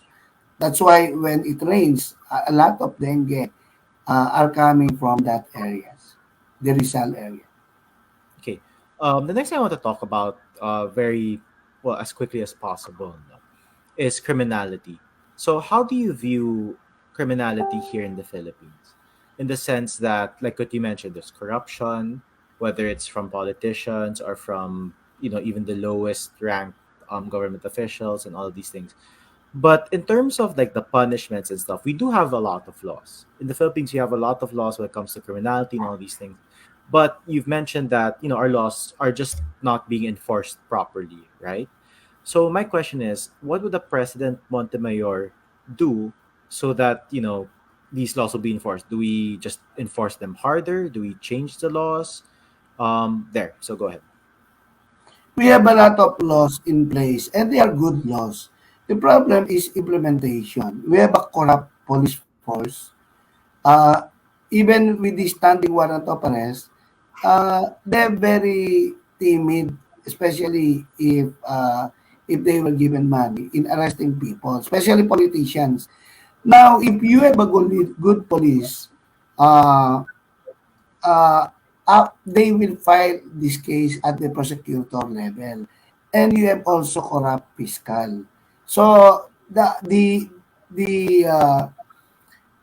kind of the complaint will will just be there for a long time until people are no longer interested in filing a case. But if you have good fiscal or prosecutor, the fiscal will file it at the judge level, court level. But if you have a corrupt judge, then nothing will nothing can be done on that. You have good, especially at the ombudsman level. You have a lot of corrupt politicians. They will just delay the case. They will just give money to the lawyers who are involved. So we have a very grim justice system in the Philippines. Very sad. We have good laws. They are watertight laws, but if the people who will implement this and no are only there to be given money and to be corrupt, then nothing will happen. So what we will do is to fix this, expel those fiscal prosecutors, police who are not doing their job, uh, those who are known corrupt, those who are who have pending cases, they should be disciplined right away. So in terms of that, so for you it's more about consistency of enforcement than changing the laws themselves, right? Is that a fair summary? Yes, yes, that's it. You know, Okay. the problem in the Philippines is influencing. You know, kumpare system, compadre system, kaibigan, kapartido. You know, a lot of influence is going on even at the start of filing a case. So I have seen this in my practice as a lawyer also. Okay, understood. Now, when it comes to, you did mention that we have a lot of good laws, right? Could you mention maybe just one for people who aren't very familiar with law in the Philippines? Could you Well, name like that is, one good we have criminal law?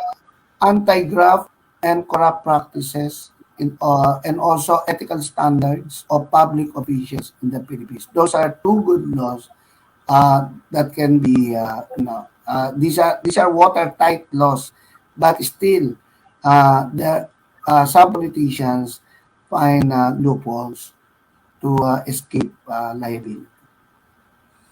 All right, understood.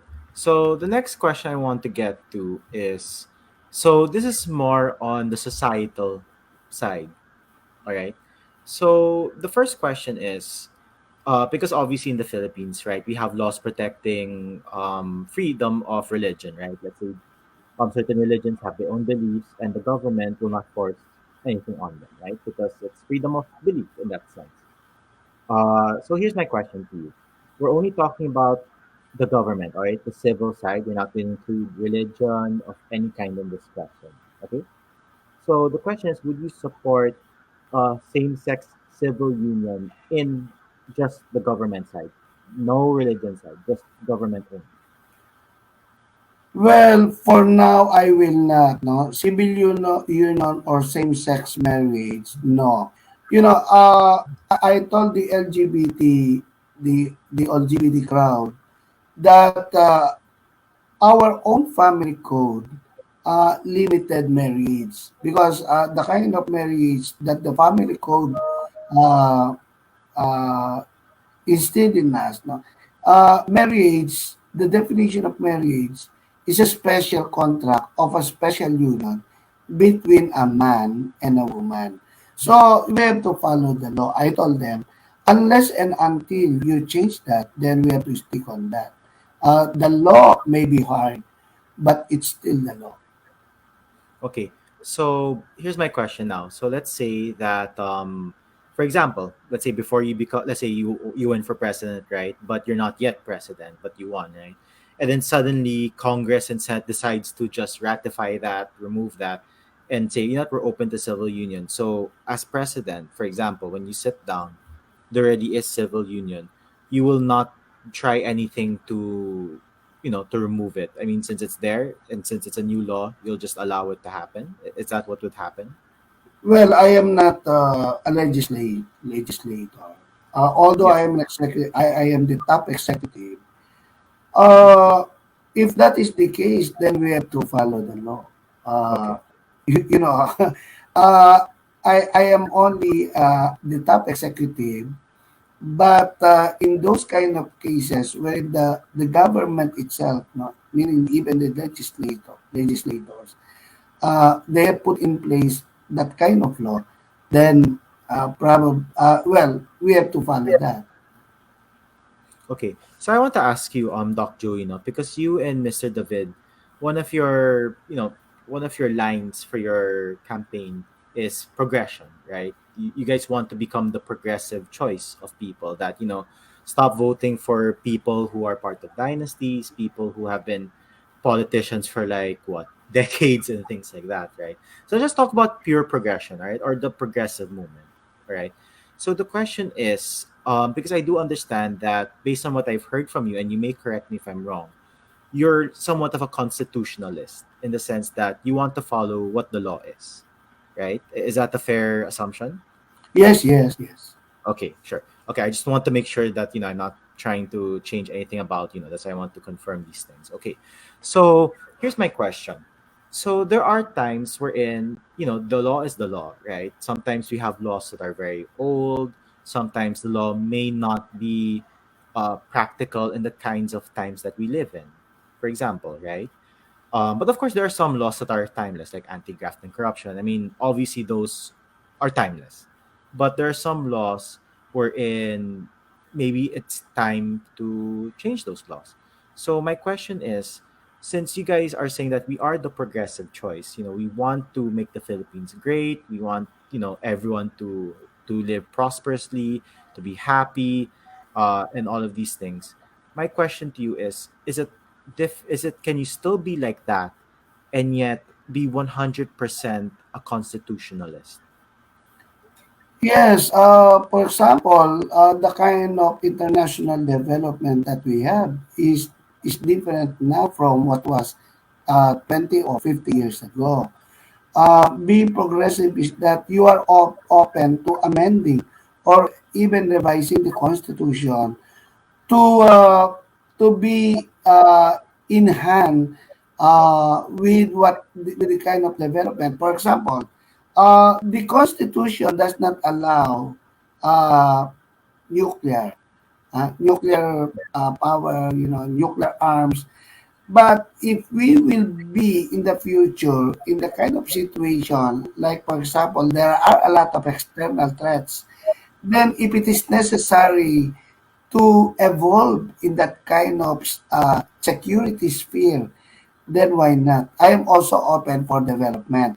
But for now, it may not be necessary. So that progress, even progressive thinking, has its own place also. Okay. But at the end of the day, okay, how about this? Let me ask you a few more questions, then I'll kind of put them all into one big question. Is that okay with you? Yes, All yes. right. Sure. So the next thing I want to ask you is, so when it comes to civil union, for now it's a no, but if Senate and Congress decide to pass it and you're president, you'll let it be. Now here's my next question. Currently there's an anti-LGBT discrimination law that is not yet a law. Sorry, it's still a bill. I'll correct myself on that. It still hasn't been passed yet to to become a law. But my question to you is, would you support it and say, it's time to pass this bill and make it a law, the anti-LGBT discrimination bill?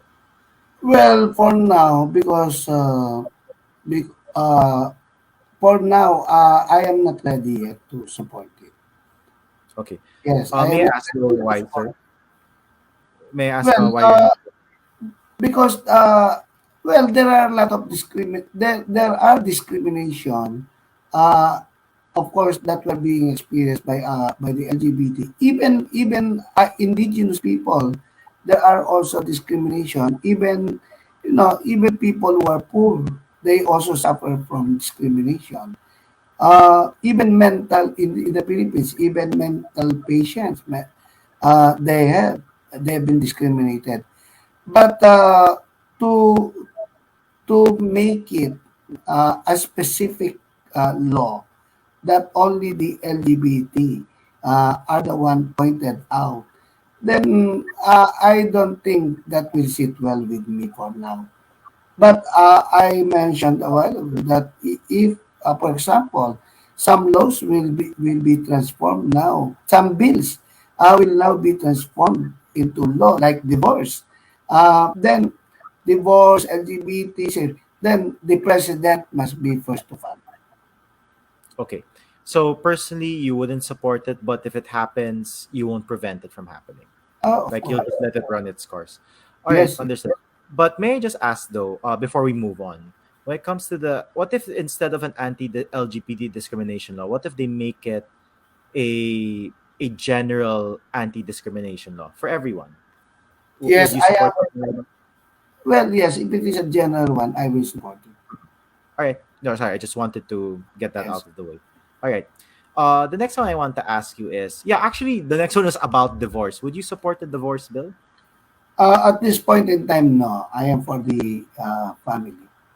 Okay, so you would only support the one in the church. Sorry, I forgot what you call it. Annulment. Yeah. So you're okay with annulment only for now. Well, yes, because there are specific grounds. By the way, divorce, I only support it on one ground, Okay. Okay. immorality. Okay, so you would support the divorce bill if that's the only reason for divorce, immorality. Yes, yes. Okay, understood. All right. Well, at least we got through that one. Okay. So the next thing I want to ask you is, so you are a doctor, right? And there are a lot of studies about medical marijuana being, great for some patients, right? People who hyperventilate or those who have seizures when Cancer. they take, sorry, yeah, but anyway, when they take CBD oil or maybe if they smoke it, they calm down, right? They calm down.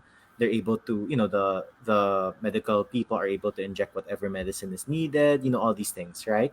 So there's a two-parter question. So let's go to the first part, okay? Would you support the use of medical marijuana in the Philippines? Well, no, at this time, no. Because there are other medicines that can take the place of medical marijuana. No, you have barbiturates, uh, you have dormicum, which has the same effect. We have ribotril, also a calming medicine. So it is not because I am personally against medical marijuana, but because there are other medicines or drugs that can take the place of medical marijuana.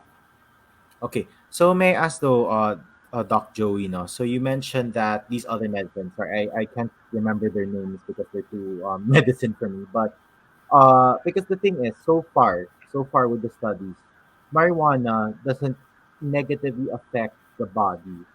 We're just talking about medical marijuana, right? It doesn't. There's no studies that saying that it will cause let's say cancer or whatever, whatever. But the problem is some people they feel that when you take medicine, right? Because sometimes you just have a lot of illnesses. Maybe you're born with diabetes, hypertension. Of course, there's a lot of maintenance medicines for that, right? And sometimes when you take a lot of medicines, hurt the liver or the kidney, if I'm not mistaken, one of the two. So my question is, those other medicines that you mentioned that could take the place of medical marijuana because they also do calming and such. Are there studies for those medicines saying that those medicines, if you take them, consistently, would affect, any part of your body, whether it's like the liver or your stomach or things like that? Well, necessarily, yes.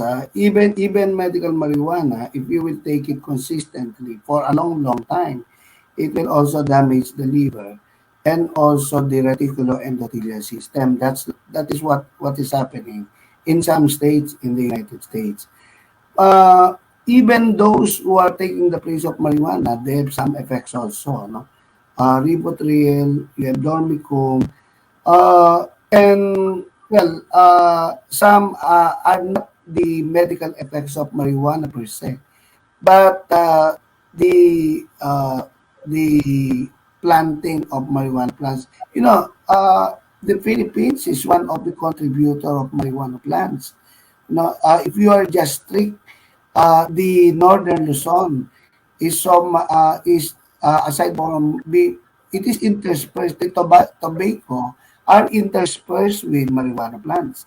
If police are discovering a lot of marijuana plants in the northern provinces, so I think the Philippines has become a supplier also outside of the Latin American nations.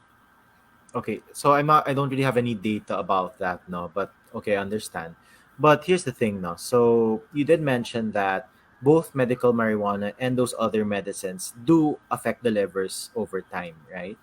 And if that's the case, if they are both giving the same effect, then why would you not support medical marijuana if it comes out as the same, right? Why not give more people options that for them, maybe for them, sorry, did you mention Rivotril as one of the medicines? Rivotril, Let's yes. let's use our Rivotril. Sorry, that's the one that I remember. What if, for example, me personally, I take Rivotril, which I don't, but let's say I do. Then I feel like I don't really like it. I would rather have other options than there's medical marijuana. So I'm just wondering, how come you don't want to support like freedom of choice in that sense? If in the end of the day, man, they all give those kinds of side effects. Well, the other problem, if you will choose marijuana, is they cannot actually quantitate it. No? For example, you put it in a tablet. The problem that is the problem with marijuana. Unlike, for example, Rivotril, you can take it 1/4 of the tablet. Some people in the Philippines are taking Rivotril 1/4.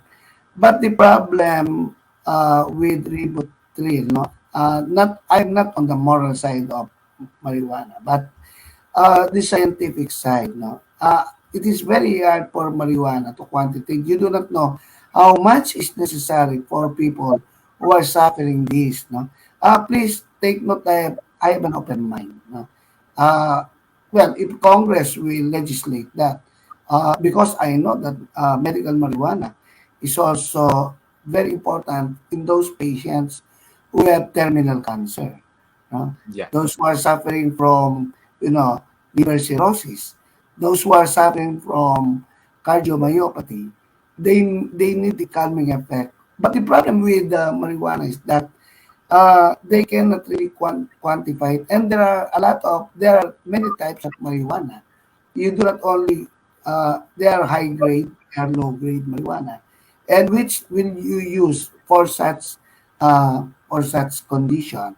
For example, lupus erythematosus, systemic lupus erythematosus, or the lupus one. Sometimes they suffer from a lot of pain. How much will you give? Unlike Rivotril, you can start with uh, 1/4.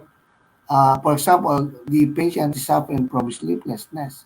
Sometimes, of course, hyperactive individuals, you may start with 1/4 or 1/2, and then grade this. But the problem with marijuana is, how will you know that that kind of dosage is enough for that patient?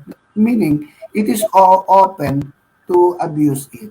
It is open for abuse, especially in the Philippines. The people in the Philippines, they have that different attitude. For example, alcohol. You cannot tell them just drink one bottle of beer. If you allow them to drink one bottle of beer, they will ask for two. They will ask for four. They will ask for one case. So uh, you have to explain that to others. But please, don't take me wrong. I'm open for developments in the future. Okay, so basically you're open-minded if you can see studies, I guess. Is that a Yes, fair assumption? Okay, okay, good. yes. So the part two of that question is, how about for recreational marijuana? First, okay, I'll make it a two-part question as well for that. Okay, first is your personal, and second is if you become president. So let's go for personal first. Well, recreational, no, I am against that. No? Because,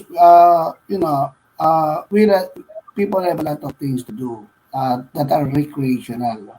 But making marijuana recreational is open to abuse it. No? Because, we have a different attitude here in the Philippines. As president, of course, when a particular thing is vulnerable for abuse, then I will not allow it. So even if Congress and Senate pass it, you would veto it. Yes, of course. I am open for that. If Congress and Senate will allow that. Okay, sorry. Let me rephrase. So you'd be open to it if legislation is passed for recreational marijuana, like you would allow it to happen. Yes, yes. Okay, Whether it sorry. is medical use or recreational use, But it gets if passed. it is Period. already passed Yep. through legislation, that then as president, I have to follow the law. Okay. So I'm curious though. Would there be any legislation you would use your veto power for? Because of course, as president, you have veto power, right? Maybe just think of one. Maybe just give us one legislation you would use your veto power on. Well, increasing the tax of the, well, directly or indirectly affecting the poor. Okay, so maybe raising of taxes, things like that. But it affects the poor, automatic veto for you. Okay, Yes. understood. All right. So let's go to the second to the last category, which is on religion. So I know you're very open about religion. Please correct me if I'm. I think you are Catholic, right? No, I am a Christian. Oh, I am Christian. born Okay, sorry. My yes. apologies. All right. So my first question to you would be: if you win as president, would you allow your religious beliefs to be a major factor in the decisions that you'd be making as president? Well, yes, yes, because my religion, being Christian, it speaks more of love, compassion, care, also. So I will allow it to influence me in my decision making as president, because these are important values: the love of God, the love for our fellow men, the concern for the poor. Uh, those are Christ-like attitude. Okay. So may I ask, and I'll kind of bring back a past question to ask this question. So you mentioned love, compassion, etc., right? So is that why you said that when it comes to, let's say, civil union, anti-discrimination, etc., if it passes as law, you won't veto it because it's passed as law. So is it more of because it is a law, or is it because of your religion, in the sense that you should love your fellow man no matter, even if they're sinners and all these things? Yeah, well, if it becomes a law, then I have to follow it. Yeah, sorry. The question is more on: is it because it's a law or because of your religion that you won't veto it? That Well, was the question. I love also people who are in the LGBT crowd, no? I also love them. Uh, I also have compassion on them, because some people who are in the LGBT are also experiencing discrimination. Also concerned for them. Now, for example, I will, even at the start, even without passing the LGBT law, I will propose to all barangay and also to all LGUs to uh, to have that third toilet, no, male, female, and those who belong to LGBT. So I will put a stop on discrimination directly or indirectly, putting infrastructure to accommodate them, and also probably also give them the necessary budget. Also, for example, healthcare, they have some form of diseases with which, for example, AIDS is rampant. No? I have to give them, I have to care for them. We have to buy drugs for them. So I will put in place some measures that will protect them not only against discrimination but also regarding their health care. I have a lot of friends who are in the LGBT category. Okay, so you'd be open to genderless bathrooms in that sense. Pardon? Sorry, you'd be open to genderless bathrooms because you Ah, yes, mentioned bathrooms for, yeah, yeah, okay. yes, Yeah, yes. so I just wanted to confirm that also. Okay, got it. Understood. Okay. Now, the next thing I want to ask you, part of the religion category is, how about the other citizens in the country who are not of your faith, right? Of course, we have many faiths here in the Philippines, right? Not just Christianity or Catholicism. So who are not of your faith, how could you reassure them that you would still keep their best interests? Because again, each religion has their own set of beliefs, their own set of morals, values, etc. So yeah, go ahead. Well, all religions, they have one common denominator, love. No, I have to love them also. Uh, well, I will not consider them enemies because even the Muslims, Catholics, Christians, Baptists, they all emphasize love. No, love that is the same for all, whether you are straight, you are not straight. Well, you have to, Christ is love, God is love. So I will consider all of them, and I want to place them also in my cabinet. No, different types of people will be in my cabinet as when if Lord willing I will become president. I see to it there is an LGBT also in the because there are a lot of uh, I have a lot of classmates before who are brilliant writers. No, Danton Remoto is a internationally brilliant writer. Um, I have friends, Muslim friends. Some are doctors who can be secretary of health. Some are, Baptists who can be in the social welfare or probably, yes, we will be equal to all people, to all kinds of religion, and we will treat them fairly and equally. All right. So the next thing I want to ask you, Doc Joey. So we're in the last category. So thank you for continuing on and all these things. So earlier you mentioned that you believe that the president should be smart, right? Because of course, to being a lawyer and a doctor, you can't be stupid to be both. I mean, even to be one, you can't be stupid, right? You have to be smart.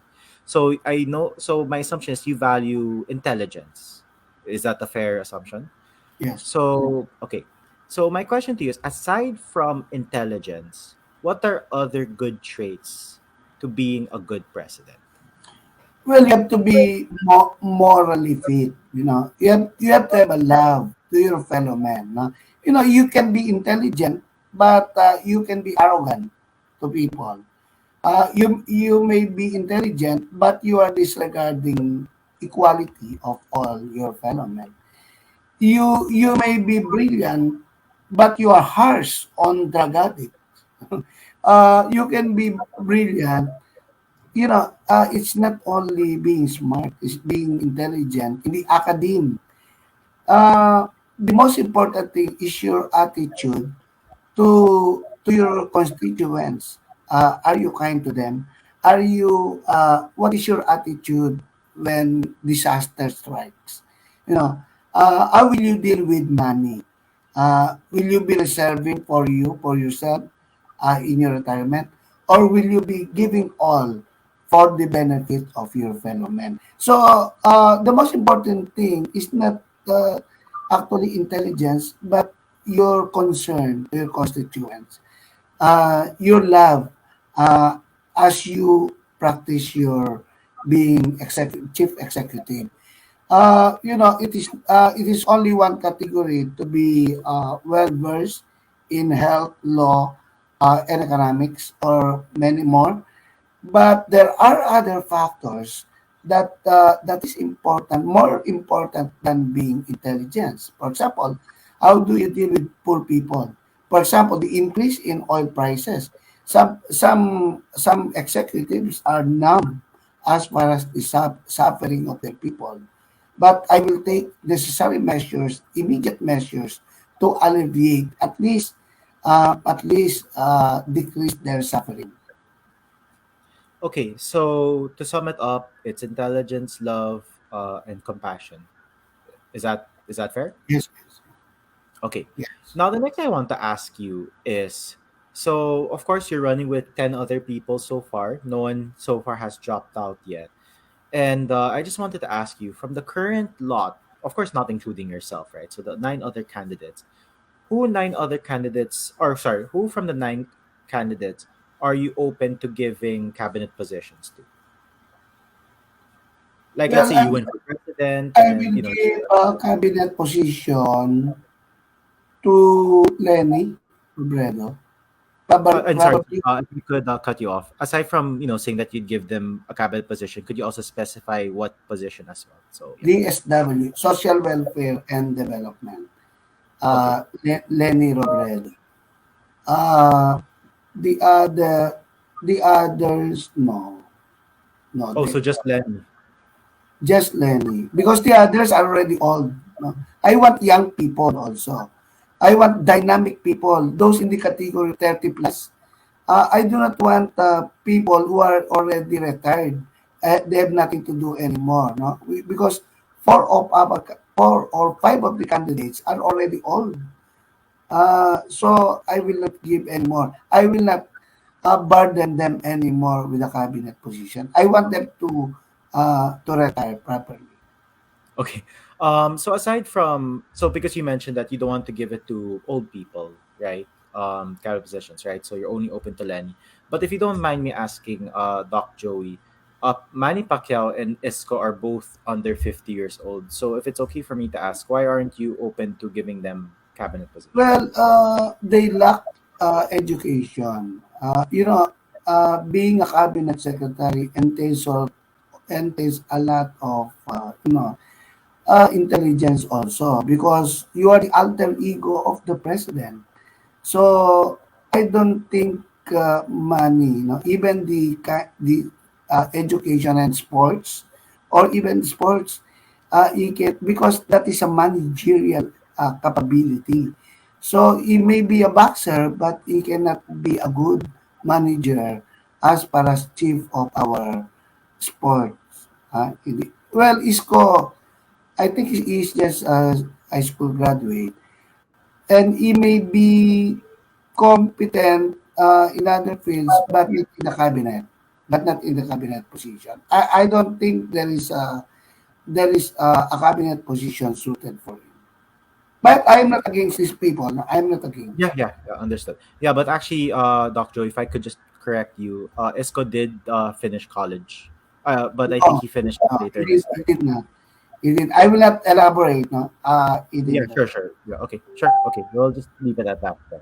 Okay. All right. So the next thing I want to ask you is, so as you know, right? So let's assume you win for president, right? So you're in president. Now let's just put some facts here. Okay. There are a lot of echo chambers on social media. You can name it Facebook, Twitter, Instagram, wherein they don't believe in science, they don't believe in facts, and all these things. So fake news, right? I mean, this may sound like a silly question to you, Doc Joey, but you do know about the Flat Earth Society, right? Yeah. So What's that? so the Flat Earth Society is a group of people who believe that the Earth is flat, that it's not round. So I know it's not related, but may I ask you, do you believe the Earth is round or flat? It is round. Okay, good. Now, so these group of people, for some reason, they, have pseudoscience experiments trying to prove that the Earth is flat and all these things. And I mean, when you look at news channels about it, when you do research, it's very ridiculous what they see, right? Because they don't want to believe in science. So basically, my question to you, Doc Joey, is if you do become president of the Philippines and you see these kinds of fake news spreading around, right? How would you combat fake news as president of the Philippines? Well, there's no perfect society. The opening of internet and the sprouting of all kinds of news, truth, fact-based news, false news, you know, this is the price that we have to pay.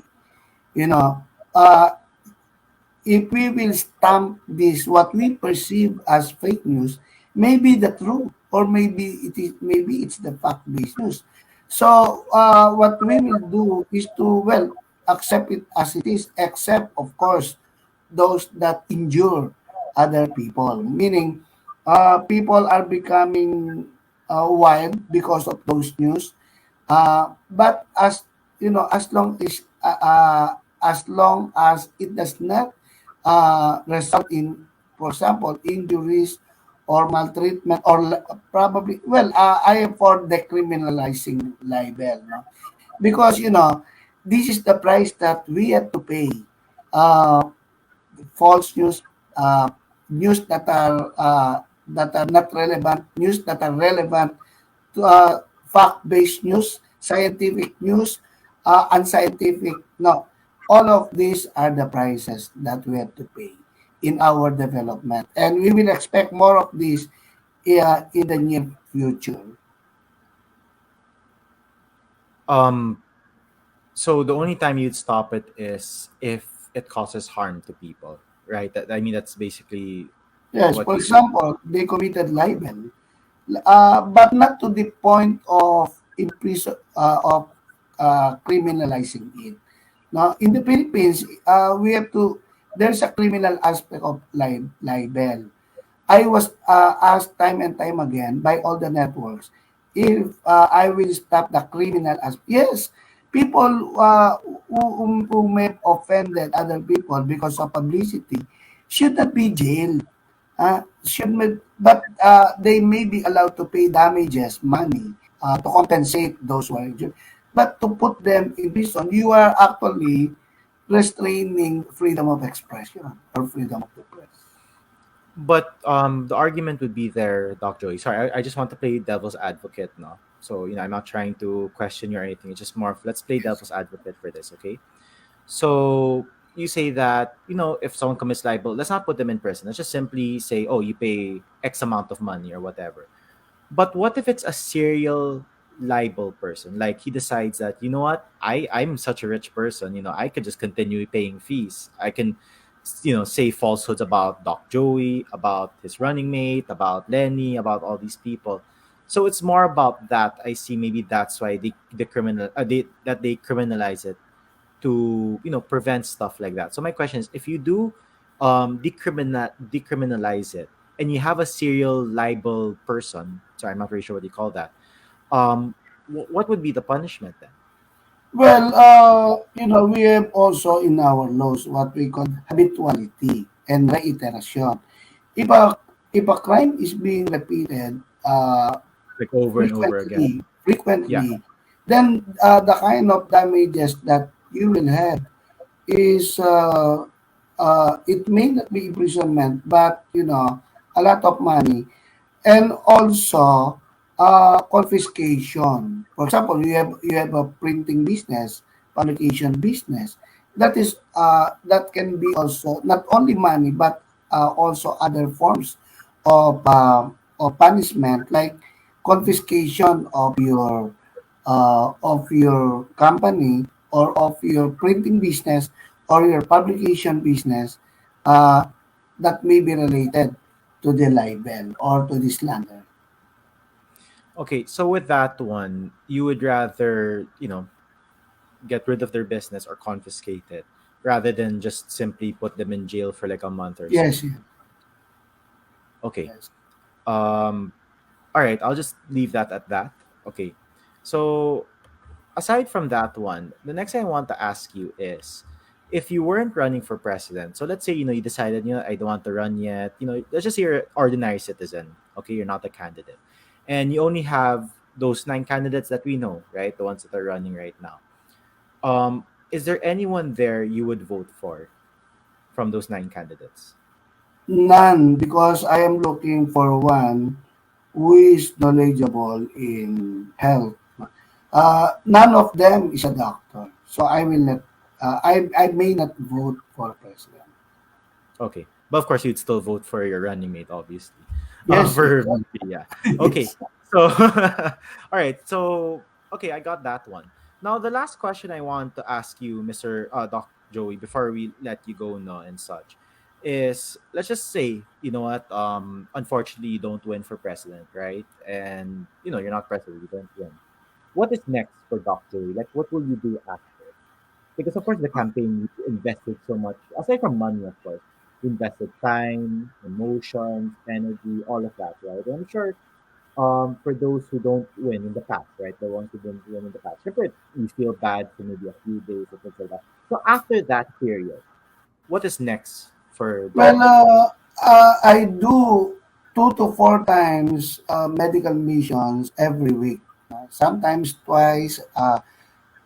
Sometimes the maximum is 4 times. I do a lot of medical mission in the poor areas.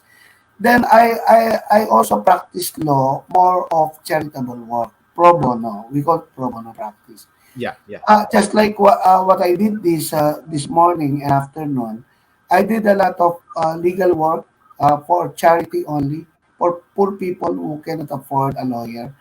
yeah. I will just continue that. I will still serve people who are poor,